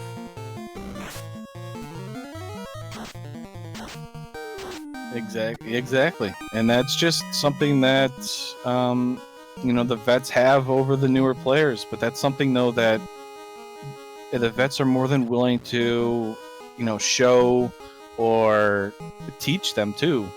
Is if you're willing to learn, we're more than willing to help you out. Ho ho ho. Carry 2, pulled by Spellzap. Left-hand side, Asher, Crab Cakes, in Temple of Fiends Revisited. Asher has just entered the Earth floor. Crab Cakes about to enter 2,000 years into the past here. Oh, this is great. This is what I'm talking about, Sonny. This is fantastic right now. Carrie, slinging the nuclear. Everybody survived. Punished by the Knight with the Maza swing, 10 hits for 475, taking her down. Rip Carrie. Rip Gary, but almost took out a couple of them. For the answering question, no. If Warmech is patrolling, you at least have the option, if you find it, to fight it instead of hoping to randomly find it on the Bridge of Destiny, but you can only do it once. Now, the way you can fight Warmech multiple times is if Warmech is unleashed. That will throw him into the encounter table anywhere. So he can actually be a common encounter.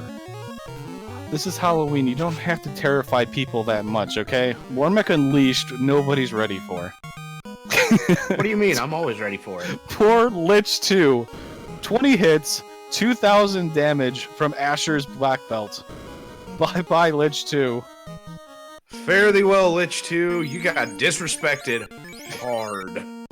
You're exactly right. Spellzap on your right here, on the water floor, making his way, trying to get through Kraken 2. Kraken 2 only opens up with Lit 2, so that's a free turn, essentially. We call that free because we'd much rather... Yeah, we'd much rather Kraken 2 do that over a punt. Yeah, because that punch was 8 hits for 470. Yee. Oh, and there's Cure 4. Oh, perfect. You can say goodbye to all your damage. Oh, we found Slow 2. That is on Carrie. 18 hits for 1530. Carrie goes down due to one punch monk.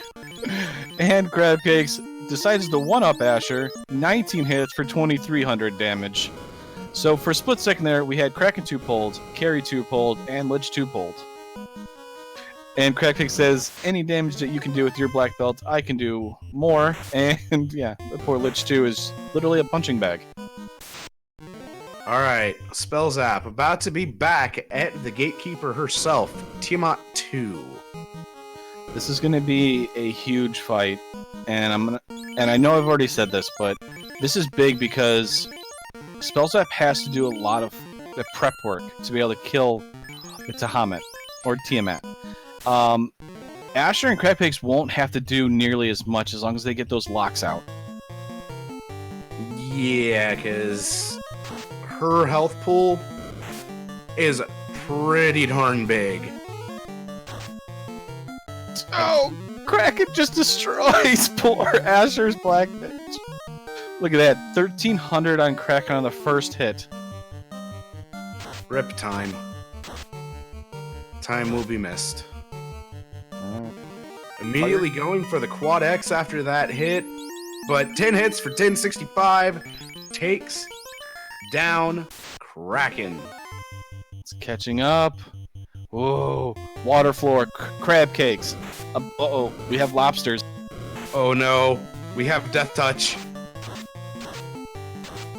They have 4 hits. That's actually pretty terrifying still. On the right-hand side, though, top right, Spell Zap, the CC, the Black Mage, has been nuked down. Low HP. We know Tiamat has nuke and nuclear. CC at Kraken. Asher just passing Kraken. Spell Zap fighting Tiamat 2. Doing whatever he can to survive. Asher getting ready to pull Tiamat 2. Oh, Spell Zap's barely surviving. Readying the nukes. 7 hits, 56 damage. Crabcakes is already through. We have a 3-way battle on the air floor here. Spell Zap entered in first. Asher and Crabcakes are battling their way to catch up. Asher's already on the fight. 5 hits for 783 damage. Oh, that's the power of the train. It's coming. 7 hits for 191 from Spell Zap. Followed by 1. Oh, Asher's already done about 1,000 HP. Already hit the vanilla HP of the Tiamat 2. There it is. Spell Zap's through.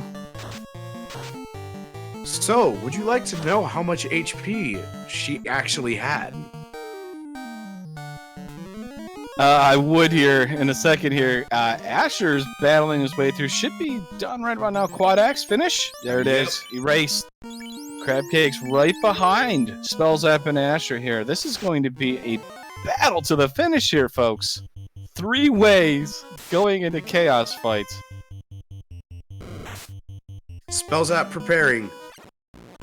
Moving party order around.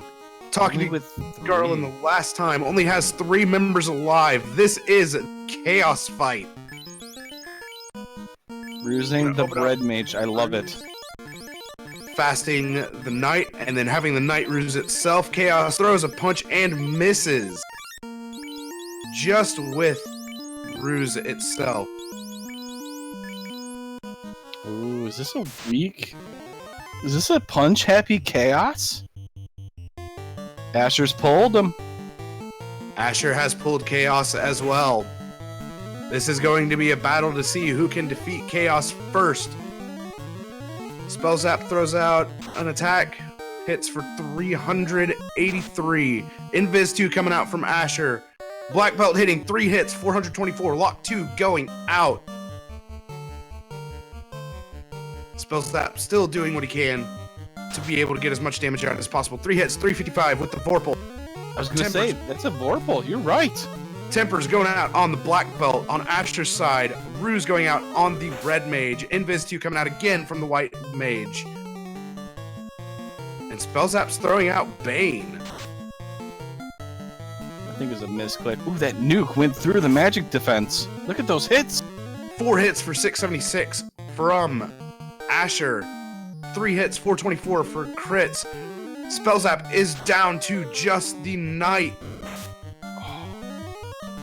Oh my goodness, look at those hits. 1185. 6 hits for 1185. Tempers going out. A nuke comes out. Another nuke. Who's gonna do it? Punch. 5 hits, 1114. Spell Zap still going with the Vorpal Knight. More nukes coming out for Asher. 157 damage. Chaos goes down. Asher finishes in first place with an official SRL time of 1:45:03. Ho, ho, ho. The HP on that Chaos was insane, and there goes Spell Zap 2. 13 seconds. Wiped once the Chaos, or wiped once the Tiamat. Has to come through. Unfortunately, Asher just one punch manning it, hitting for quadruple digits, passes Spell Zap at the end to win by a whopping 13 seconds. Crabcakes got held up by the Tiamat 2 there. Very big, that entire Chaos fight.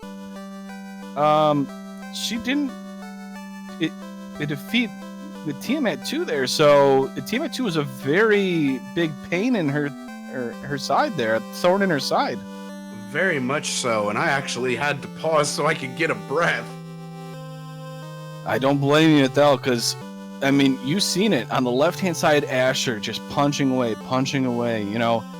These big numbers. Spell Zap had already started the fight beforehand, but it chipping away at it, and we're just like, one of these two runners has got to be getting done here shortly. I mean, it's got to be, right? Yeah, I mean, that Chaos was intense as it was, but both of them being on Chaos at the same time with 2 different party comps was even more intense. With Spell Zap having the advantage on time, you would think that he would have won, but no, that is the power in and of itself. With Fast and Temper, it can deal so much damage in so little time, to where it allowed Asher to catch up and pass Spell Zap to snipe that first place. You're absolutely right. And here's Crabcakes taking on Chaos. We've already seen it. Chaos, as we just pointed out, big HP, attacking and actually hitting here. Chad, 7 hits for 614, so more locked. I was just holding A. Well, we are joined by Spell Zap, GG Spell Zap, and we are also joined by Asher. GG's Asher, GG's Spell Zap. You guys ran me out of breath. Thank you, guys. Oh, I'm totally out of breath. I gotta breathe, gotta get the adrenaline down. That was a lot of fun. Oh, if you watch that back, that was a spicy finish. And Crabcakes right now is still taking on Chaos here. But Tiamat gave her a lot more. Wow, 11 hits for 2,000. That'll end the time.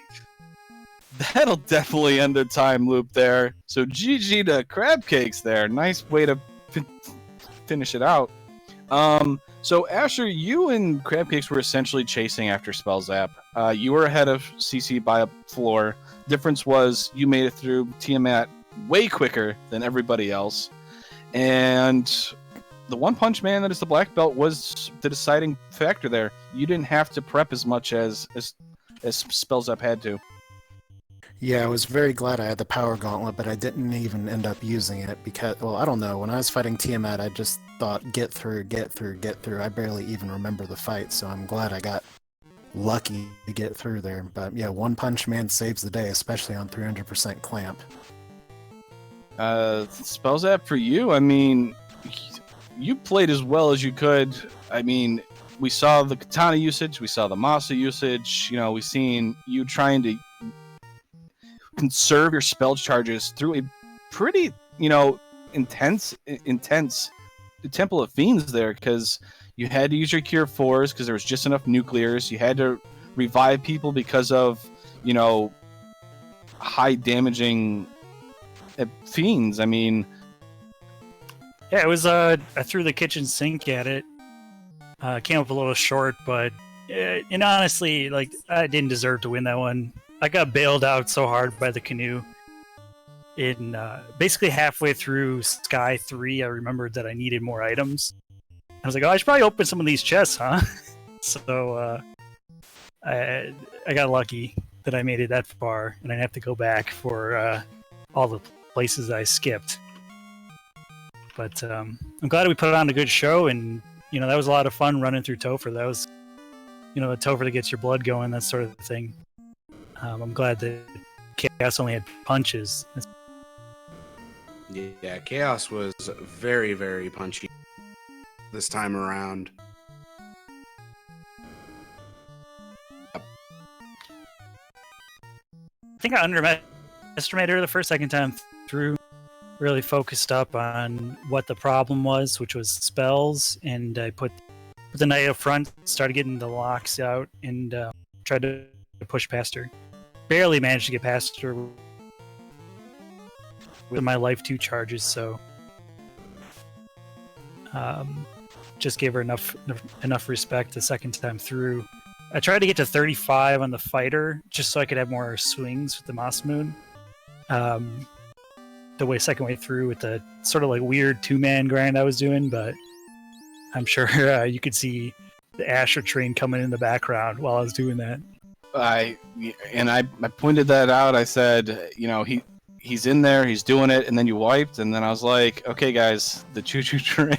Like, I know Spells Up at some point he's looking in the rear view mirror. He might not know who's got the black belt, but he knows somebody did, and he hasn't seen anybody done yet, so he knows it's coming. Yeah, I'll say that much. My worry was it's a minute.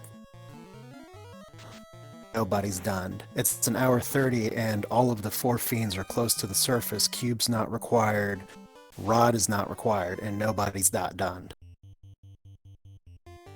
So I figured Topher was going to be nasty, but I was just fortunate to punch through it. Now, one of the rare things we kind of pointed out there was you made it, or Asher, you made it through Warmech with the lone black belt. And in most seeds, when you look at it, you go, a 33 black belt should have an easy time against the Tiamat 1. Not so much. Well, I just learned that strategy from Elmerk, and where I need to kill Warmech twice to get a win. So that's really all that was. That's a good plan. But no, to be honest, I was just worried this better not be a punchy Tiamat, and unfortunately it was, because as good as a 32 black belt is, sometimes you really need that defense sword for the ruse. And that was one thing that Crabcakes actually found, was the defense sword came in. It was very helpful there. But yeah, to actually go, I mean, I know I've been doing a lot here. I know Sonny called a lot, so I've kind of been giving him a little bit of time to recover here, because he called the 3-way battle there. Crabcakes was in the air first one, and then I believe it was Spells Up afterwards, and then Burt Reynolds, and then Asher decided to journey or sail the high seas. Kind of forgot about the extended open progression, kind of slowed you down there, but I mean, it also kind of helped you too, though, because you were able to take fights and gain experience that the other runners didn't have when they were in the airship. Well, it took me about an hour to get in. I'll say that I know it's a long race. I did do a sanity check at one point when I sailed by the Rayacon Desert and be like, is the dock there? It wasn't there. So I needed to get the canoe from the chime that would happen to me in Mirage. But I spent so much time trying to get past that cube lock that ended up just being the tail turn-in that I didn't want. I went back there once just to vindicate myself and be like, I'm going to kill these metal slimes. But as an update, sorry for coming in, Thundercloud is finished in 4th place at 1 hour, 53 minutes. So GG to Thundercloud, one of our off broadcast runners there. Nice job to Thunder for doing that. That was not an easy Temple of Fiends Revisited, even with black belts, if you got some bad turn order and stuff. For the question in chat by Silverfire, it was the challenge seed flags that are the weekly. They just changed the seed, or re-rolled it. So all loose clamped bosses, some of the cool procedurally generated things. It was actually very interesting watching the routing decisions and stuff like that. So, Sonny, how you feeling, man? How you feeling over there? You all right? I've gotten a few breaths of fresh air into my system, so I'm definitely much better. To answer that question, Sil, EXP was 3.0 plus 250 on the EXP gold, and then 5% per key item.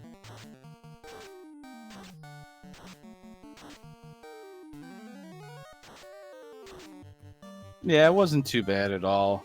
And as Spellzap, our second place finisher there, points out, the maze was the best part. I had to point it out because it's Halloween.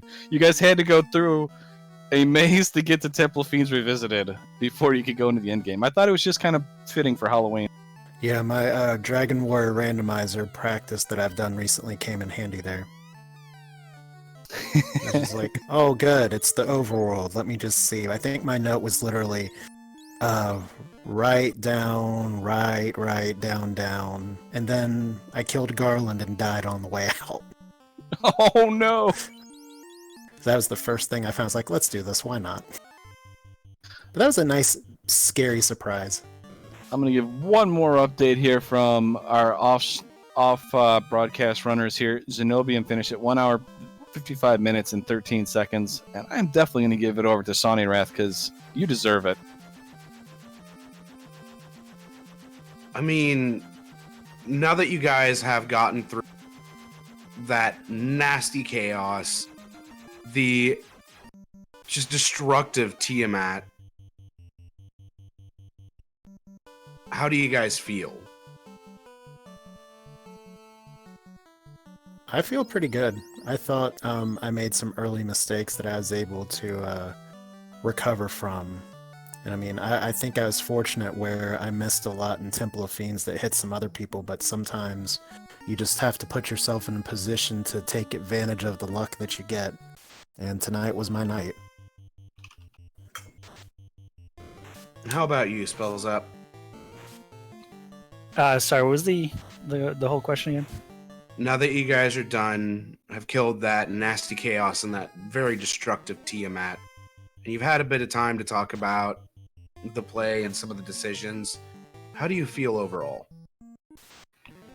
I mean, I'd like this one back for sure. Losing a close race like that, you start to think about all the little things you could have done better. And there was quite a bit of the early game where I either took it too safe or didn't take it safe enough. So, luckily, this isn't a flag set that's going to be repeated, so I don't have to worry about it too much. But there's definitely some things I'd like to do better, for sure. I can absolutely understand that. Off stream, we've had another done with El Markin finishing in 6th place with a time of 1:57.48.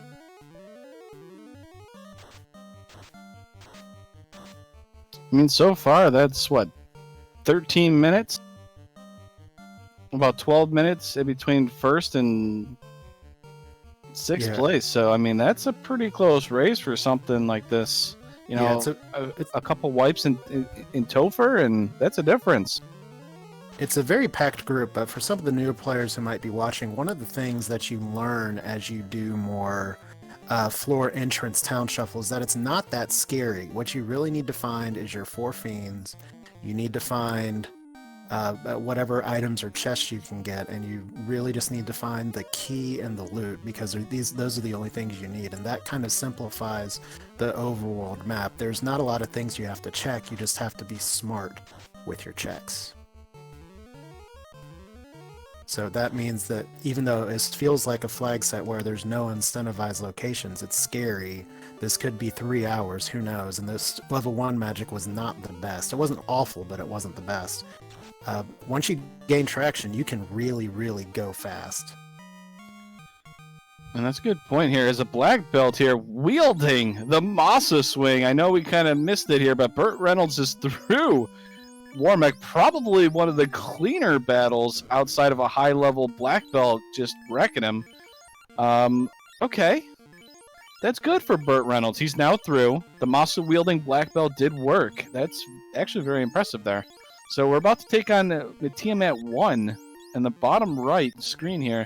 We know that Tiamat 1 is very evasive, very absorb happy. So it's going to be a battle for Burt here. And Burt still has not found level 2 magic, so hopefully things go smoothly for him in this fight. Viz 2. Hold one out, missed. That's very important. More Invis 2s. That's very good. Increase our party's evades because it could be a long battle here. Black belt is not 32.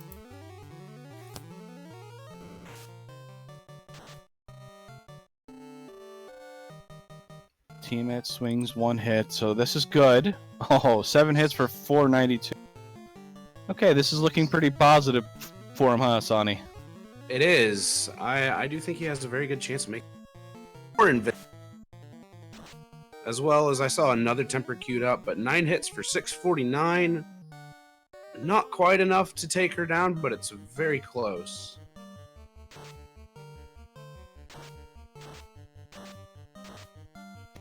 Masa wielding white mage, 2 hits, 2 damage. Okay. Ice wielding red mage, 1 damage, 6 hits for. Was that 176? Or was that 1176? It wasn't a lot, that's all I know. I'm pretty sure it was 176.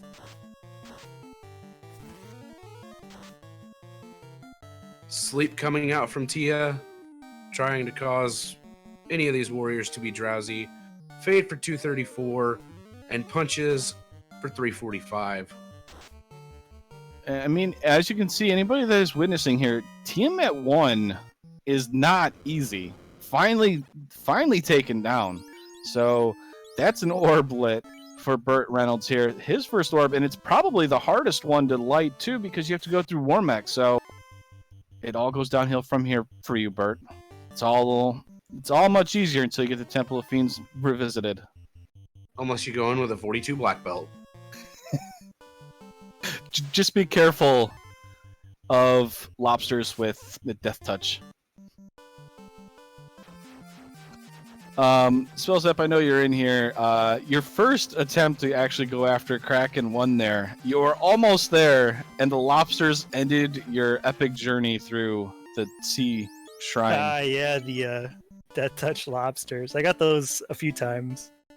Yeah, those knew were it was scary gonna to see in happen. its unrunnable pack in the sea floor as well. Just bad memories. Yeah, I knew it was going to happen because I saw him earlier, but I was like, oh, why not? We'll give it a shot. We have Bane or Brack or something, so I just needed to get there. And that's exactly what it was. I was like, okay, he's, Spellstep's about to hit Kraken, and then I look, and you're dying to lobsters, and then you had to reset out, and I'm like, what just happened? Oh, yeah, also, like, in this seed, why there was so many things ambushing everybody. I don't think I've been ambushed more times in a seed. About to witness the ever-terrifying Lich. Let me tell you, we didn't even realize that Spellzap who killed Lich actually killed Lich because it happened so quickly. Lich actually has absorb. Actually decides to take a couple punches from the black belt and goes into round 2. Round 2. Fight.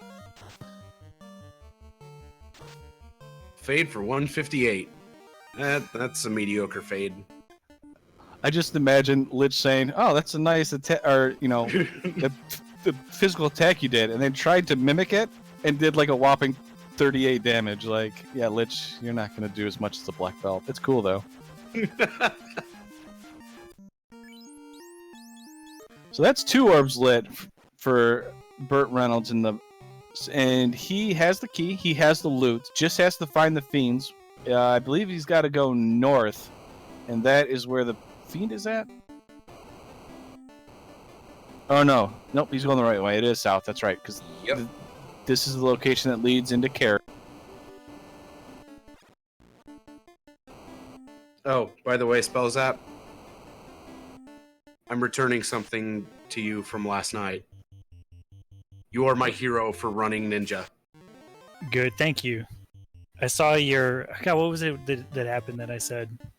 Said that It was for? one of the races I did last night. Now it's interesting here. One of the off broadcast runners here, Thundercloud, points out that Shadows had Blaze. I don't think any of our runners here actually seen that. So Oh no, that no, is no. unfortunate. I definitely did get Blaze. Oh, did you? Oh. Yeah, on the way out, I was about to make it out. I think I was either getting out of dwarfs, and I got nailed by it. Dazzle Blaze. Oh, Dazzle Blaze. So you try to run and they dazzle you or paralyze you. So you can't run. So you get to you get to turn 2 and they're like, "Yeah, we're turning up the heat." And I think I tried to make it out after like a red Hydra grind with a solo fighter, and then I made it through a fight with sea trolls and sea snakes. And I think I ended up, that's where I found the lobster death touch the first time, I think. Yeah, I do believe that's about right. I mean, as soon as we saw the death touch lobsters, I actually cringed in fear. All right, Burt Reynolds, 3 orbs lit. I mean, lobsters were. I mean, they rolled 4 hits, so there's a decent chance that, you know, at least for you, Spells, of the death touch hitting. So, but luckily you didn't really run into them when you got into Temple of Fiends Revisited. So, I mean, that was at least one positive thing for you, because you could definitely run into a lot of them.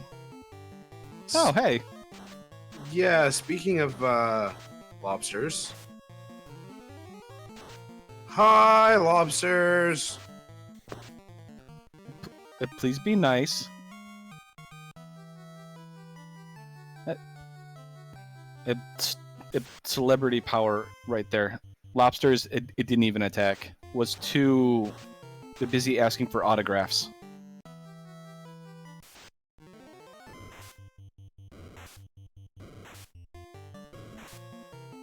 Okay, I take that back. Lobsters ambushing. Oh no.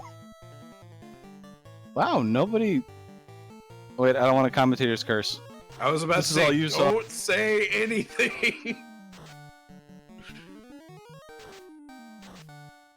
Because, yeah, we didn't want to see the lobsters connect with Death Touch.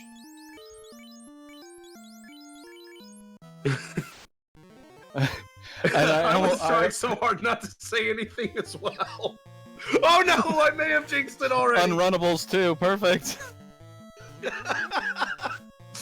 Oops. So far, the magic defense for Burt Reynolds' Light Warriors are holding out. Oh wait, I Yeah. did it again. Sonny, No, you gotta tell me to stop. It definitely held out, and initiative definitely worked in Bert's favor there. He hasn't seen the actual death touch yet, and as Silverfire points out, it is good MDef definitely, and that is a good point. It's just it's terrifying. It's a butt clenching moment right there every time you run into lobsters. I don't know if he's got to deal with them a second time. And our Spills app here coming in, telling us about the MDef and how it compares to enemies. And oh well, that was a nice red mage you had there. Hey, I heard you like your red mage. Well, it's no longer a red mage; it's now a dead mage. You know, hugs is a thing, okay? But sometimes we don't want those hugs. That wasn't a hug. That's a good point. I'm pretty sure that red mage just had a Mack truck come at it, and I just realized I'm that red mage. I need to run.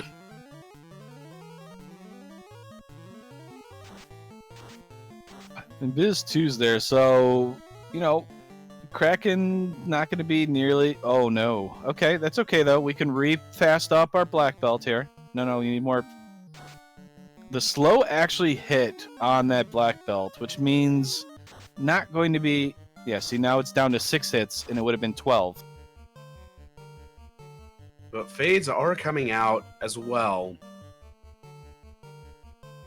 So, at least there is damage coming out from the white mage as well. Temper and another power bonk cast going onto the black belt, increasing that damage, but definitely a second fast being cast onto that black belt would seal Kraken's fate right now. A fade for 316, that is quite a good fade. 5 hits for 1,265. Good night, Kraken one. Finally says, Kraken, that's a nice attack you got there. I can match the same thing after lots of buffs. So, Burt Reynolds has now entered, at least what I call the Temple of Fiends go, or Topher go, because now you can actually enter in Temple of Fiends Revisited. Got to make his way through this maze, though. It's amazing. Oh, Airs with Brack. I forgot about that one, because there was a couple times that it hit very early. Yeah, I forgot about that as well.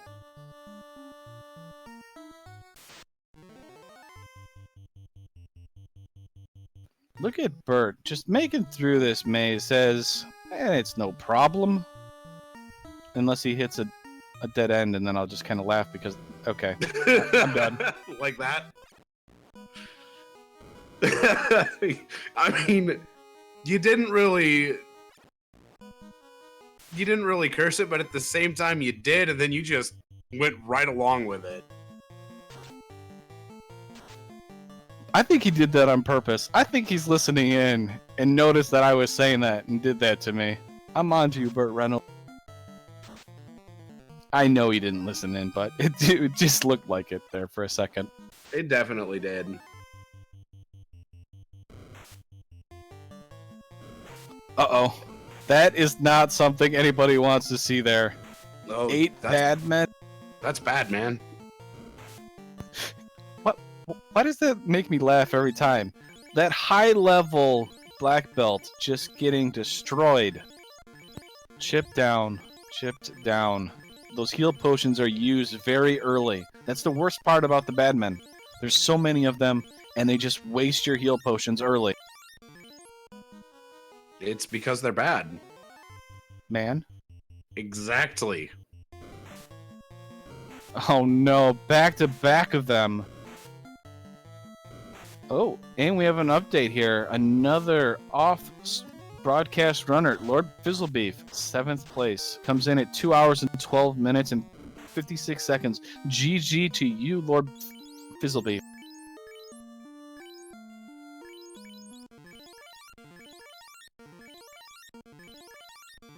Unfortunately, he did get Cure 2 from Canaria. Yeah, that is definitely something that helps alleviate the pain of having to constantly heal that black belt. Now, also one thing to remember is, for anybody out there, Life 2 will revive your character and full health it. So that is also very viable to keep your heal potions, to conserve your heal potions in a long Temple of Fiends.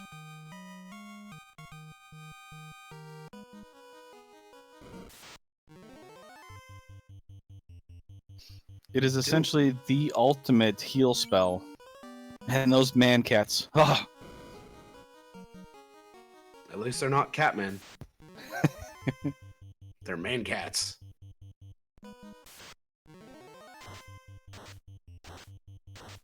Tia 2 was definitely a jerk, CC.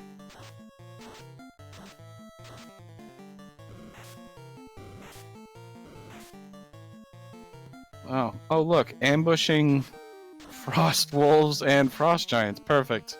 Let's spend more of your heal potions. This Temple of Fiends is not being kind to Bert here. Not at all.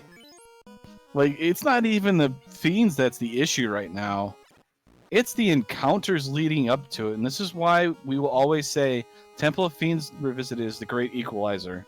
The encounters can eat up your heal potions, and the fiends can ruin your fight or your run very quickly, or slow you down enough and make you have to pause and consider your options.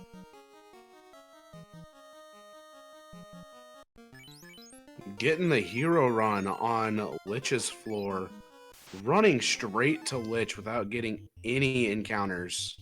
I'm not gonna lie, if I was Bert, I would have rather had all those encounters on the earth floor and get the Gur Medusas than having to go up against all those bad men and everything else that hit like a truck.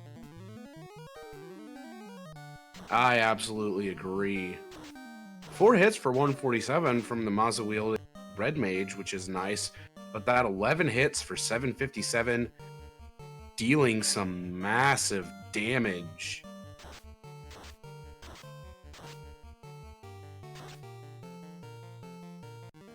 Ice 2, Lit 2 from Lich. I mean, I would definitely rather have that being casted than a nuke or nuclear that Lich normally does in the original game, so that's good. So 2 more levels for that black belt. I mean, if I was Bert, the volcano floor, I would try and take a couple battles. Especially this one. I mean, I know your spell charges are rough, but maybe just attacking them one on. Never mind, Agma's with Lit 2. That's a lot of chip damage, actually. I mean, it's gonna be rough. Level 30, I don't think is gonna be enough to get through Kraken 2.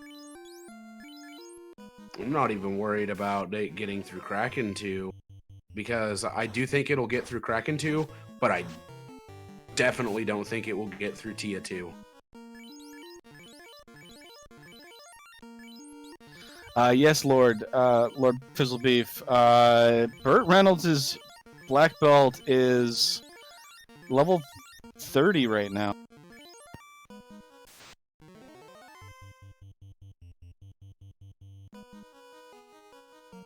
Uh-oh. This Topher encounters are just not... I mean, he got out of that, but, you know, bad turn order, and that's a bunch of Lit 2 casts that you're eating up more of your heal potions. Alright, we're going in.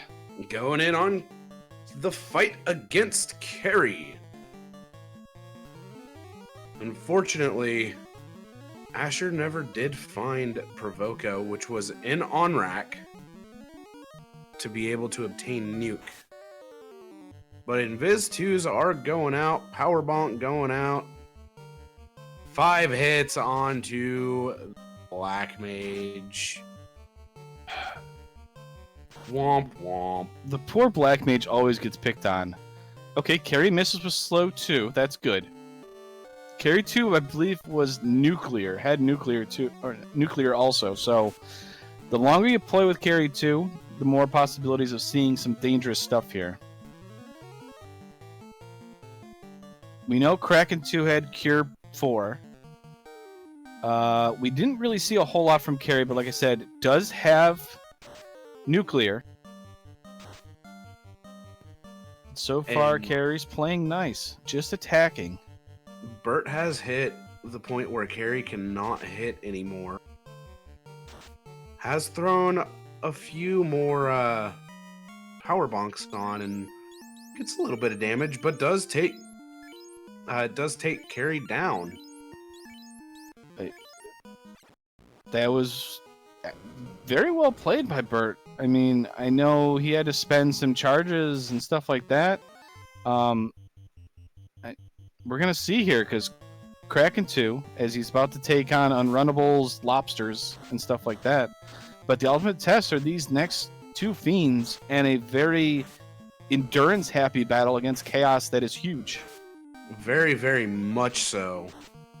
But with having the defense sword, if that is on the black belt, it's going to make things a lot easier because getting to max evade is going to be really easy to do. I mean, Chaos is punch happy. So if that black belt ends up being the only character that's alive for Chaos, or during the chaos fight and has max evade, that's it. Yeah, I mean it's a very good point. Chaos basically, I don't think actually did a whole lot. Yeah, essentially just kind of punch. Yeah, chaos was very punchy. Never saw a spell come out. But here it is. Kraken 2.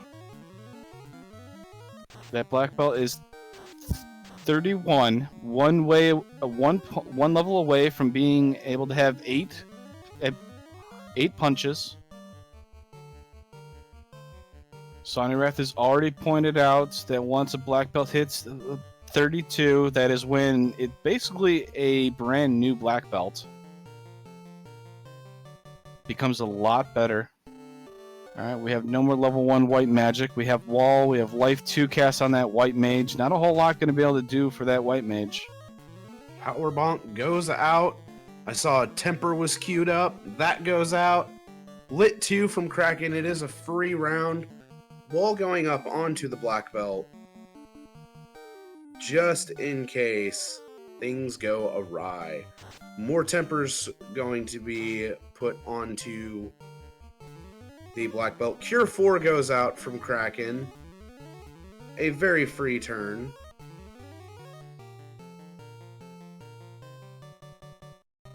More Invis 2, more temper. Power bonk. I just realized something. Burt Reynolds, I don't think has any lock spells.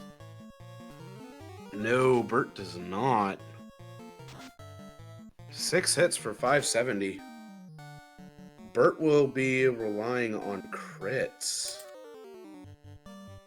Yeah, that Tiamat fight is going to be... I mean, even Chaos was evasive enough. I mean, that... Ooh, Kraken with Quad X. There we go. Okay. Kraken's down. We're through Kraken, which we knew wasn't going to be too difficult, but she can be a time waster of sorts. Now the ultimate battle here. This is the one that gatekeeped pretty much all of our runners or slowed them up in one way or another. 2,600 HP Tiamat. And highly evasive, highly, I believe, absorb happy, or, a lot of absorb too. So. Yes, a very high amount of absorb. Also has nuke. And when turn 1 nuke comes out, that's not something you want to see at all.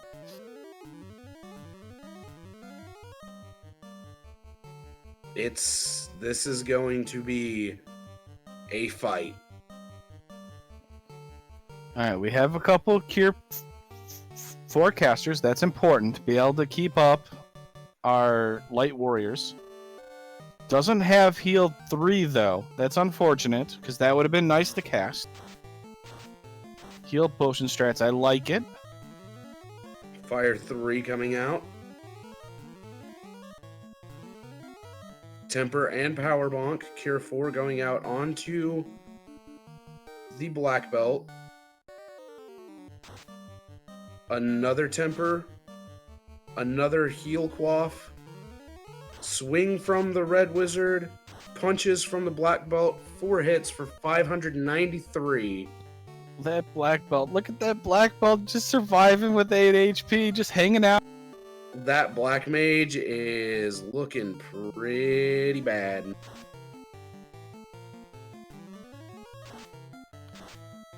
Burt needs to... Oh no. There's nuclear. Oh, it killed the white mage. No.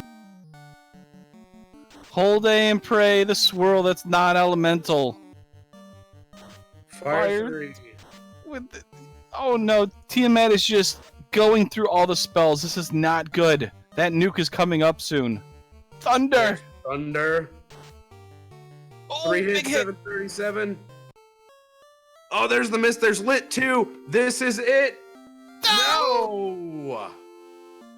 Burt. Unfortunately,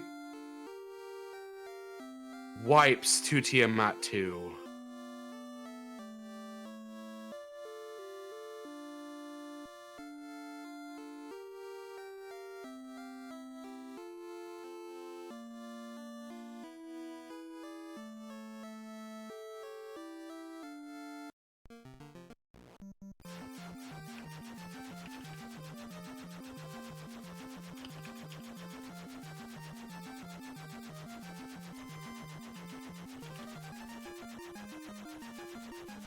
But it looks like Bert has picked himself back up. And I believe is going to grind some more levels.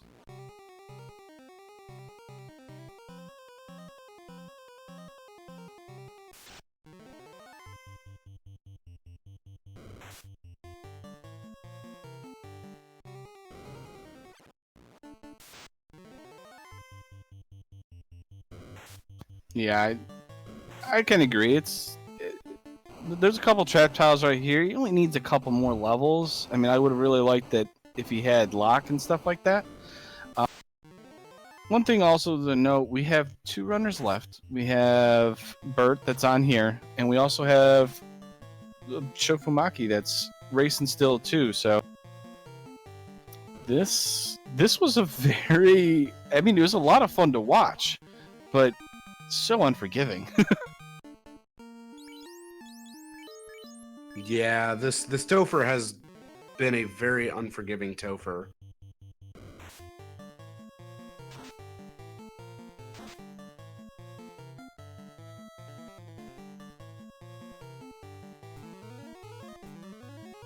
But Bert is grinding on.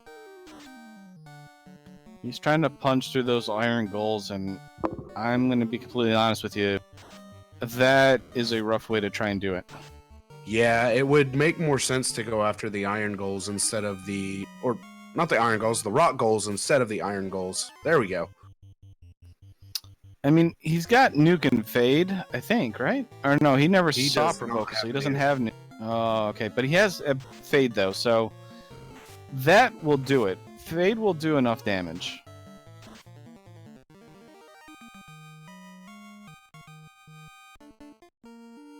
Well, and he does have Lit 3 as well. And Lit 3 does do a bit of damage against the iron goals. It's funny as I see the Thunderclaud's message, it says, "This is fine," and I always find it hilarious with that sentence because there was a meme that I seen where like everything's on fire all around the person. He's like, "This is fine, nothing wrong." Little Is this side. fine? No, this is fine. Yeah, I see nothing wrong. It's fine. He's got this. I got it under control, everybody. This is fine.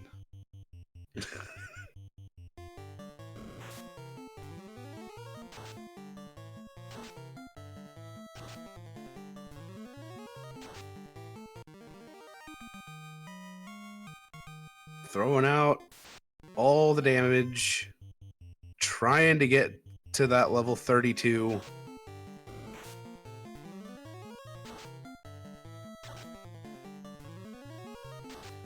I mean, at 31, I could see going in at this point because you're probably going to gain, you know, a level or 2 getting there. But at the same time, I do exactly what he's doing. Hit the 32 mark, know you're there, you can save it, and you don't have to waste as many time. And, you know, the runners that actually ran the event are even saying, you know, 32 might be a little too low. Yeah, and I'm actually in agreement with this. This Topher definitely needs a 42 black belt for it to be solid. I mean, even LFB is saying it was sketchy with a 36 to 38 BB.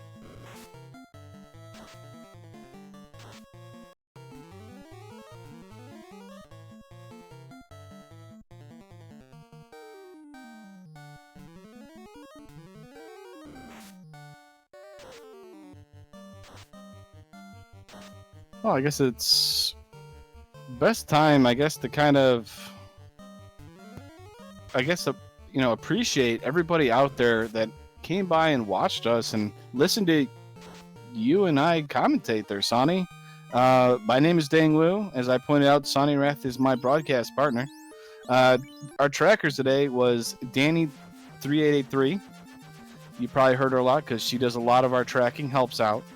And Dark Moon EX was also tracking, so Thank you to our broadcast crew, and of course, the ever important person that is allowing this broadcast to happen, Math Girl. Thank you for doing what you're doing, and helping us to broadcast this.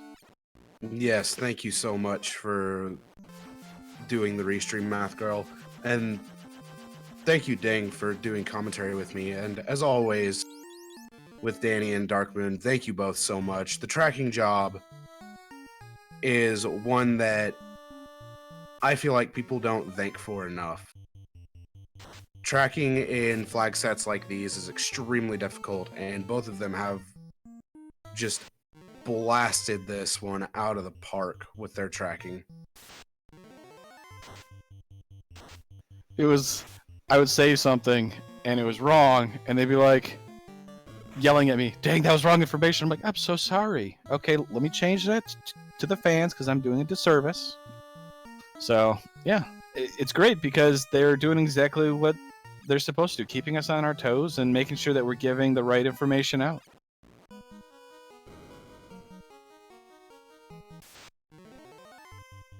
All right, Bert. 2,000 years in the past. Worm tile. We'll definitely should be an easily one-punchable, easy experience as he goes. Oh, of course, doesn't want to die, and Black Belt goes last. Alright, the important thing here, especially for Bert, is how many encounters right here. Because last time, 8 bad men the entire time. Ooh, we like this one. This is a good encounter. Wait, does that mean that they're going to have nuke? It is possible.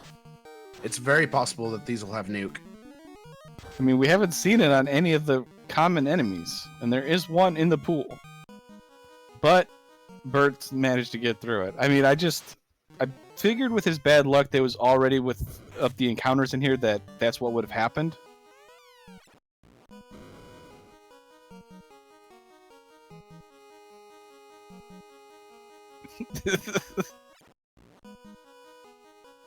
I got nothing after that one.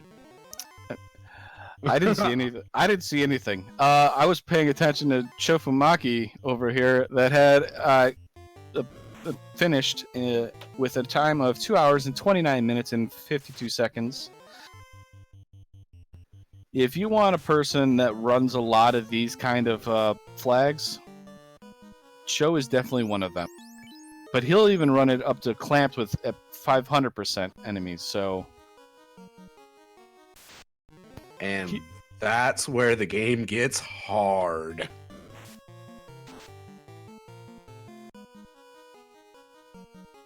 If you're running 500% clamped enemies, whoo!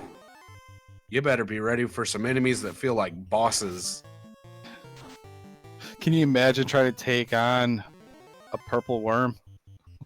Clamped to 500% and it rolls that high? I mean, that would be like... I want to say 1500 HP. And now we gave Crackpix an idea. 500% clamped, BB banned, no lock fixes. All I need is a Bane sword and a prayer. Yeah, give me like a week to prepare myself. Literally. Oh, alternate final. Crackpix, that's just evil, and I like it. As long as I get to commentate only. I'm not racing it. I'll race it. Burt Reynolds over here. Ooh, Lich doesn't want to go down. Decides to go punch happy against the black belt. I don't think that's going to go very well for you, Lich. Oh, the red mage actually takes the kill. Lich's head belongs to me! Oh, wait. I don't know if I want that. You know. Alright, we're on the fire floor here. Bert's been battling it through. One of our newer runners here. Doing a very nice job here. He's been killing it. He's been doing great. Some Invis 2s. Might be a little more than Invis 2s than needed. I don't remember Carry 2 having a whole lot of damage. Okay, I lied. Is that commentator curse? No, I'm just that's gonna walk away. that one's just not remembering, which is it's fine. It happens. Yeah, carry 2 was very, very painful in the physical department, but everything else not so bad. Ah, see, it barely hurt right there. After a bunch of Invis 2 casts. Oop, there's the nuclear that he didn't see last time. Nuclear! 15 hits for 588. Takes down carry 2. He is doing this with a 32 black belt. Life 2 is the best heal in the game. Life 2, the only heal I need. I mean, what? I mean, I would rather prefer Cure 4 for battles since life can't actually be casted, but I like. Eh. Who needs Cure 4? Right? It's a crutch. Uh-oh. Uh-oh. Uh-oh.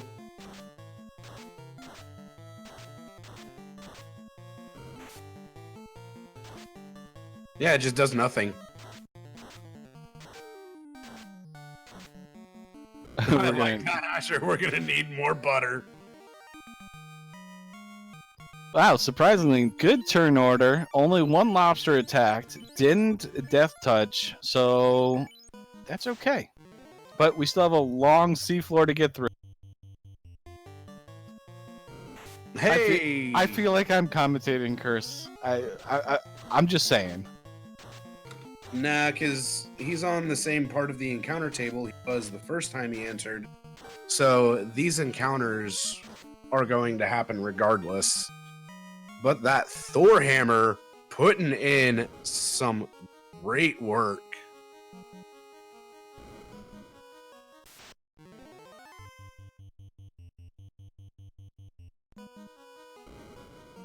Ooh, experience at Pinata fight there. High experience right there, but passes it up. Ooh, goes right into the Kraken 2 fight. I guess he didn't really take many fights leading up to it, so that's okay. Nah, there weren't very many fights that Bert did take. Kraken 2 opening up with the Fire 2, making a free turn.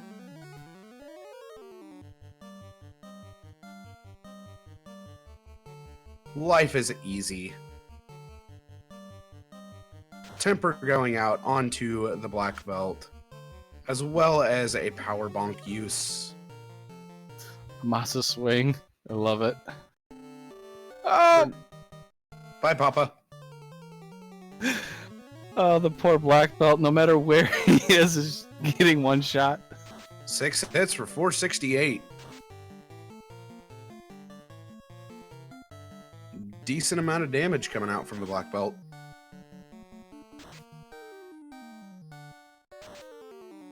Fade coming out, 125. Mazza swings, 2 hits for 260. Got some crits, 5 hits for 327. Oh, the white mage getting punched hard. But initiative does end up being in Bert's favor with Cure 4 going off. And then the black belt swinging, getting rid of that Kraken. And the nothing here. I love it. Yeah, as Asher points out, please do not go left. I may have done that before. Ooh, the Team Edward fan club. Shoutouts to the vampires. I mean, we haven't seen them really. I don't remember seeing a whole lot of them, but they're not letting them run. This is Burt Reynolds does not have good encounters over here. Oh man. Shoutouts to the vampires for doing vampire things. I mean, let's be honest here. Burt, the first dive, had a rough early Temple of Fiends. You know, fought a lot of badmen and stuff like that. Now he gets here. Oh no. Oh no, Nightmare Evilmens. Alright, we're getting out. Okay, Sorcerers. sorcerers, not so bad. Especially when they run away. But he couldn't for some reason. Sense not make. Oh, another two-step encounter. More sorcerers. Going straight into Tier 2. The gatekeeper. Here we go. Round 2. Fight. Oh, that's not cool. Again, right off Round the 2. start. Nuke comes out from Tiamat. I mean, that was first turn again. Second time in a row for Burt Reynolds that Tiamat right off the bat. Nuke. I do believe that she has a high chance of doing that on the first turn. Fire 3 coming out, but it is not going to kill anybody this. Cure 4 going out onto the white mage, as well as the black belt. Temper and Power Bonk both have been used.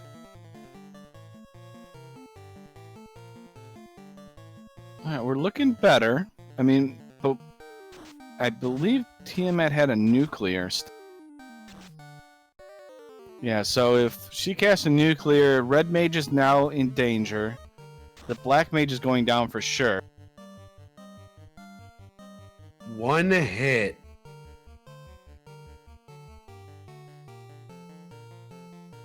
No, Bert does not have lock 2 at all. Yeah, this Tiamat fight definitely requires at least one cast, maybe 2 casts to make this Tiamat fight a lot easier, especially at his levels. The red mage goes down. We still haven't seen the nuclear. Nuclear has not come out yet, but we probably just cursed it. Nope. Wow, Fire 3 again? Is he on a weird spell loop? If he is, that's not good. Because that feels weird, because he's casted 3 of... Okay, there we go. there's Now we've stop. changed up it. Oh, the... No wall on the black belt. Lit 2, yeah. We're on a spell loop right now. I would think about maybe healing up that white mage just to be safe from a high rolling nuke spell that's going to be coming out shortly.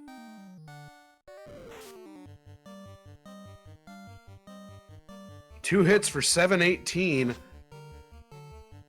He might actually be able to get this. Yeah, he's oh, okay. That's okay though. There's We're nuclear. fine. Things are okay. We're fine. 2 hits, 718. That white mage though is terrifying me. Bad turn order and a nuke. 6 hits, 17, 16. Tiamat goes down. Let's go, Bert. Bring it home. I'm pretty sure Tiamat was already down on its knees, and he just overkilled it. Let's bring it home, Bert.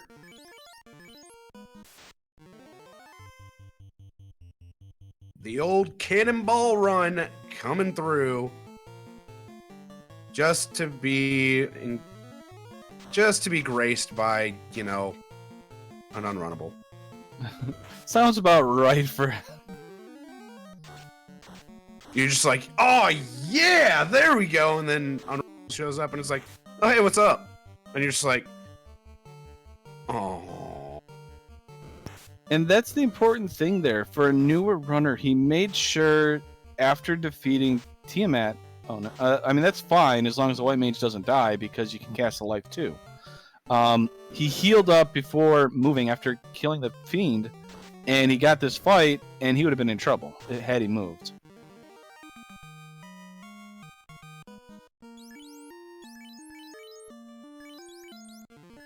More levels for the black belt. More power for the black belt. Going to need every level possible. Oh, the combat just before chaos. Game. Now you're just being a video game. Oh, this game is just making him spend casts or spell cast.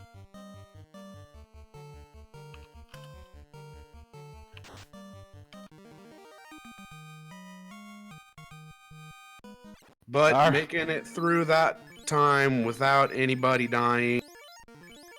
Yeah, that was Onto the chaos floor at last. We're here. Breathe, Bert. Breathe. You've made it through all the troll encounters. You've made it through the gatekeeper that was Tiamat. And now, So it is time for the chaos. I like that. He stopped. He looked at all of his items. He's happy. He's going in. Does he remember to cast wall on that black belt? He does. He's got it. Yeah, okay. He doesn't need to cast wall on the black belt because this was Punch Happy Chaos. Listen, sometimes chaos changes up, their minds sometimes. And nobody wants to get bait. What do you mean? I get ribbon broke all the time. That's a myth, okay? That never happens.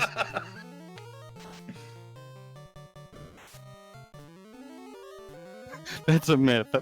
That never happens.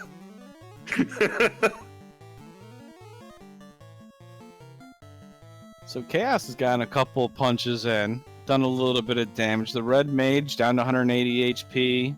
Puff, Burt Reynolds, black belt, lost a little bit of HP here. We're not looking to... Not fully evade cap, though. Getting more tempers out.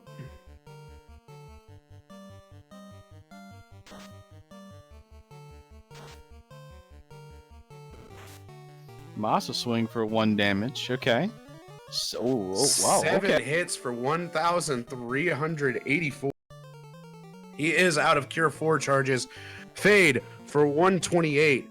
The buffs have been placed onto the black belt, and the red mage has been fasted. A single hit for 1 damage. 3 hits for, I believe that was 324. The red mage goes down from a chaos punch. I thought he has a defense sword. I would defense sword that black belt up right now. Max evade it. Bane Ooh, going Bane. out. Chugging more heals. 175 damage going out. Onto the black mage, but 4 hits for 600. I just want him to Bane it. Come on. Bane Chaos. Oh, wait. Black 3 Mage hits for 205. Black belt's chipping away at Chaos's HP. 4 hits for 355. Is he going to toss out another defense sword cast? No, he's just going to keep swinging. 4 hits for 600. Another 5 hits for 805. Beautiful damage coming out from the black belt at this point. 5 hits for 1,159. Chaos goes down. Burt Reynolds finishes with an official SRL time of 2:48.22, finishing in last place.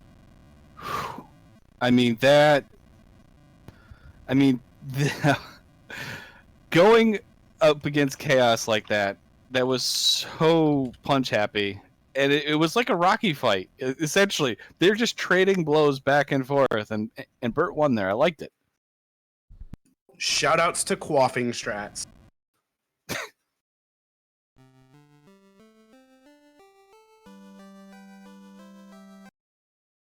Even though it's really drinking this game.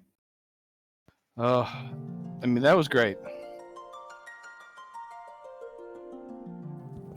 Well, That- I guess we'll try and bring him in if he wants to do a little interview real quick, and we'll finish it up. Let Math Girl and everybody else that has volunteered to help us, do our broadcast to kind of relax for the rest of the night. And everybody out there that came by and watched this and hung around for Bert to finish up, we appreciate it. Thank you very much.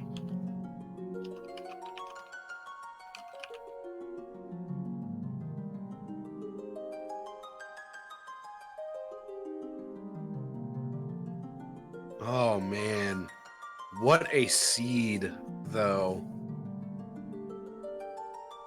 What a Tiamat 2 and what a fun chaos. Yeah, that was it. The Tiamat 1, Warmech, and Tiamat 2 were probably the most, I don't know, gatekeeper-ish, if you want to call it. I mean, it makes sense for the Warmech in general, but the Tiamat 1 was not necessarily easy. I mean, yeah, you could brack them and stuff like that, but Yeah, if you didn't have Brack, Tia 1 was a bit of a gatekeeper herself. and we even seen with a 33 black belt, the Tiamat 1 by itself was not easy. So it was awesome to see a lot of different things that went on with this. Knights, we had different combination of knights, ninjas. We had black belts with rainbow mages.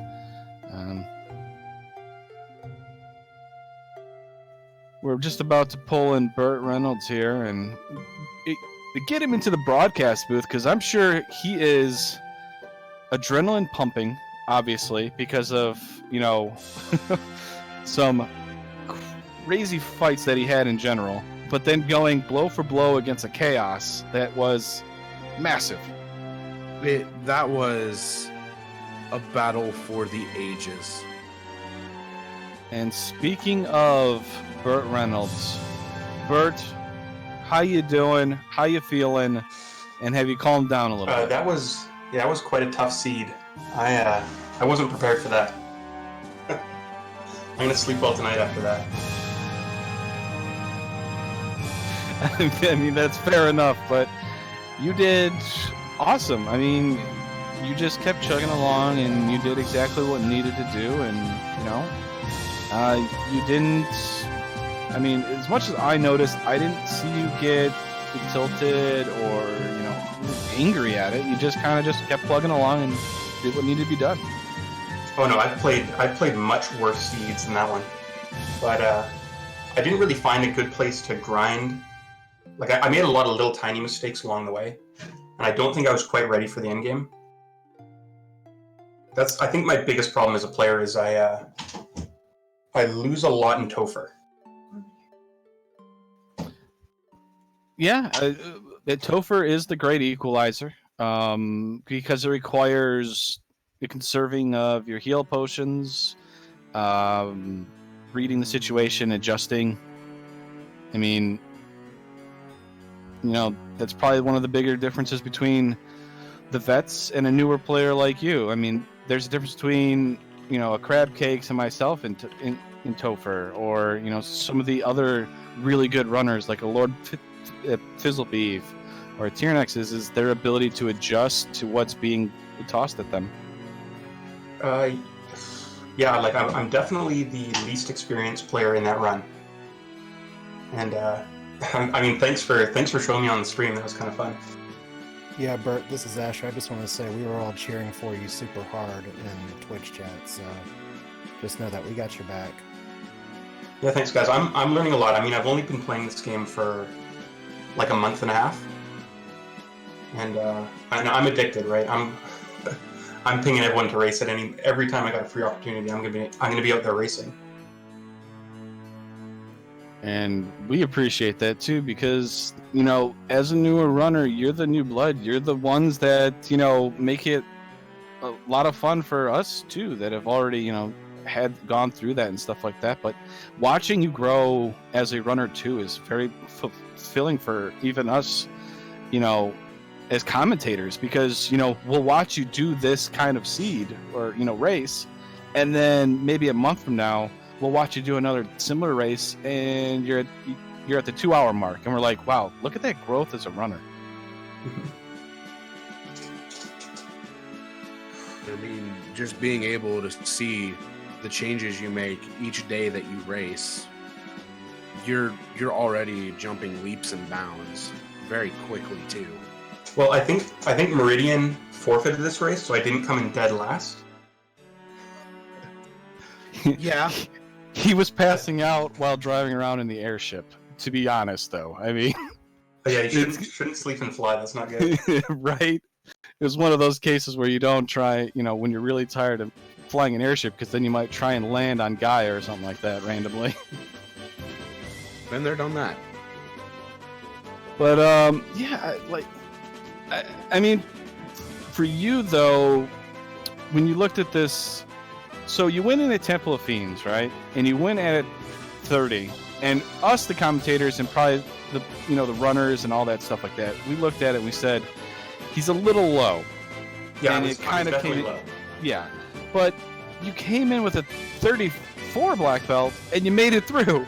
Like most of us thought that you needed to be 42, and you showed it could be done at 34. So, GG's to you. I mean, you pulled out something that we didn't think you were going to be able to do at that level, unless you had a little bit of luck. But I mean, you went in and crushed it. So, well, my whole strategy was around like strategic use of my Invis 2s. Like the Invis 2 was tied to the Cure 4 as well, so I had to sort of balance out when I was going to Cure and when I was going to Invis. But I'm sure if I avoided all the nukes, that I could get through pretty easily. Yeah, and that's the tough part, was avoiding the nukes, especially when nuke was the first spell on Tia 2's spell list, as well as nuclear being the first ability on Tia 2's ability list.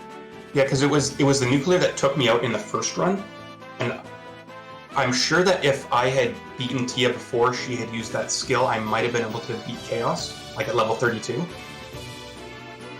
Yeah, I think you would have been able to take Chaos down.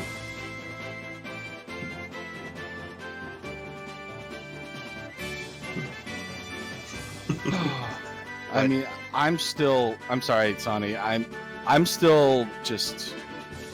I mean, you called the intense race at the start, and even this battle with Burt Reynolds was. I was holding my breath because Team had 2 at Chaos. It was just like, what's gonna happen? What's gonna happen here? Because it's a toss-up. Yeah, I don't think I've ever drank that many potions in a boss battle before. Yeah, shoutouts to quaffing potions that fight. So many battle healing potions used by you, Bert. It was great. I probably should have moved the heal staff onto someone else. That's sort of like an item that you just stick in your inventory and forget about. Yeah, that would have done something. Well, my name is Dang Wu, broadcast partner, Sonny Rath. I know I've already explained it to everybody else, but, we're going to let Randomania get their channel back and let our, commentators and everybody behind the scenes kind of get some sleep here at this point. Bert, GG to you. Asher, GG on your win. Sonny, I know I introduced us. You want to take us out of here? I sure can. Be sure to give Math Girl a follow, Dangwoo a follow, Dark Moon a follow, Danny a follow, Asher, Spellzap, Crab Cakes, and Bert. Give them all follows. I am Sonny Wrath 11. This was your Final Fantasy 1 Randomizer weekly community race of the challenge flags. Thank you all for watching. We'll see you next time. Keep on randomizing.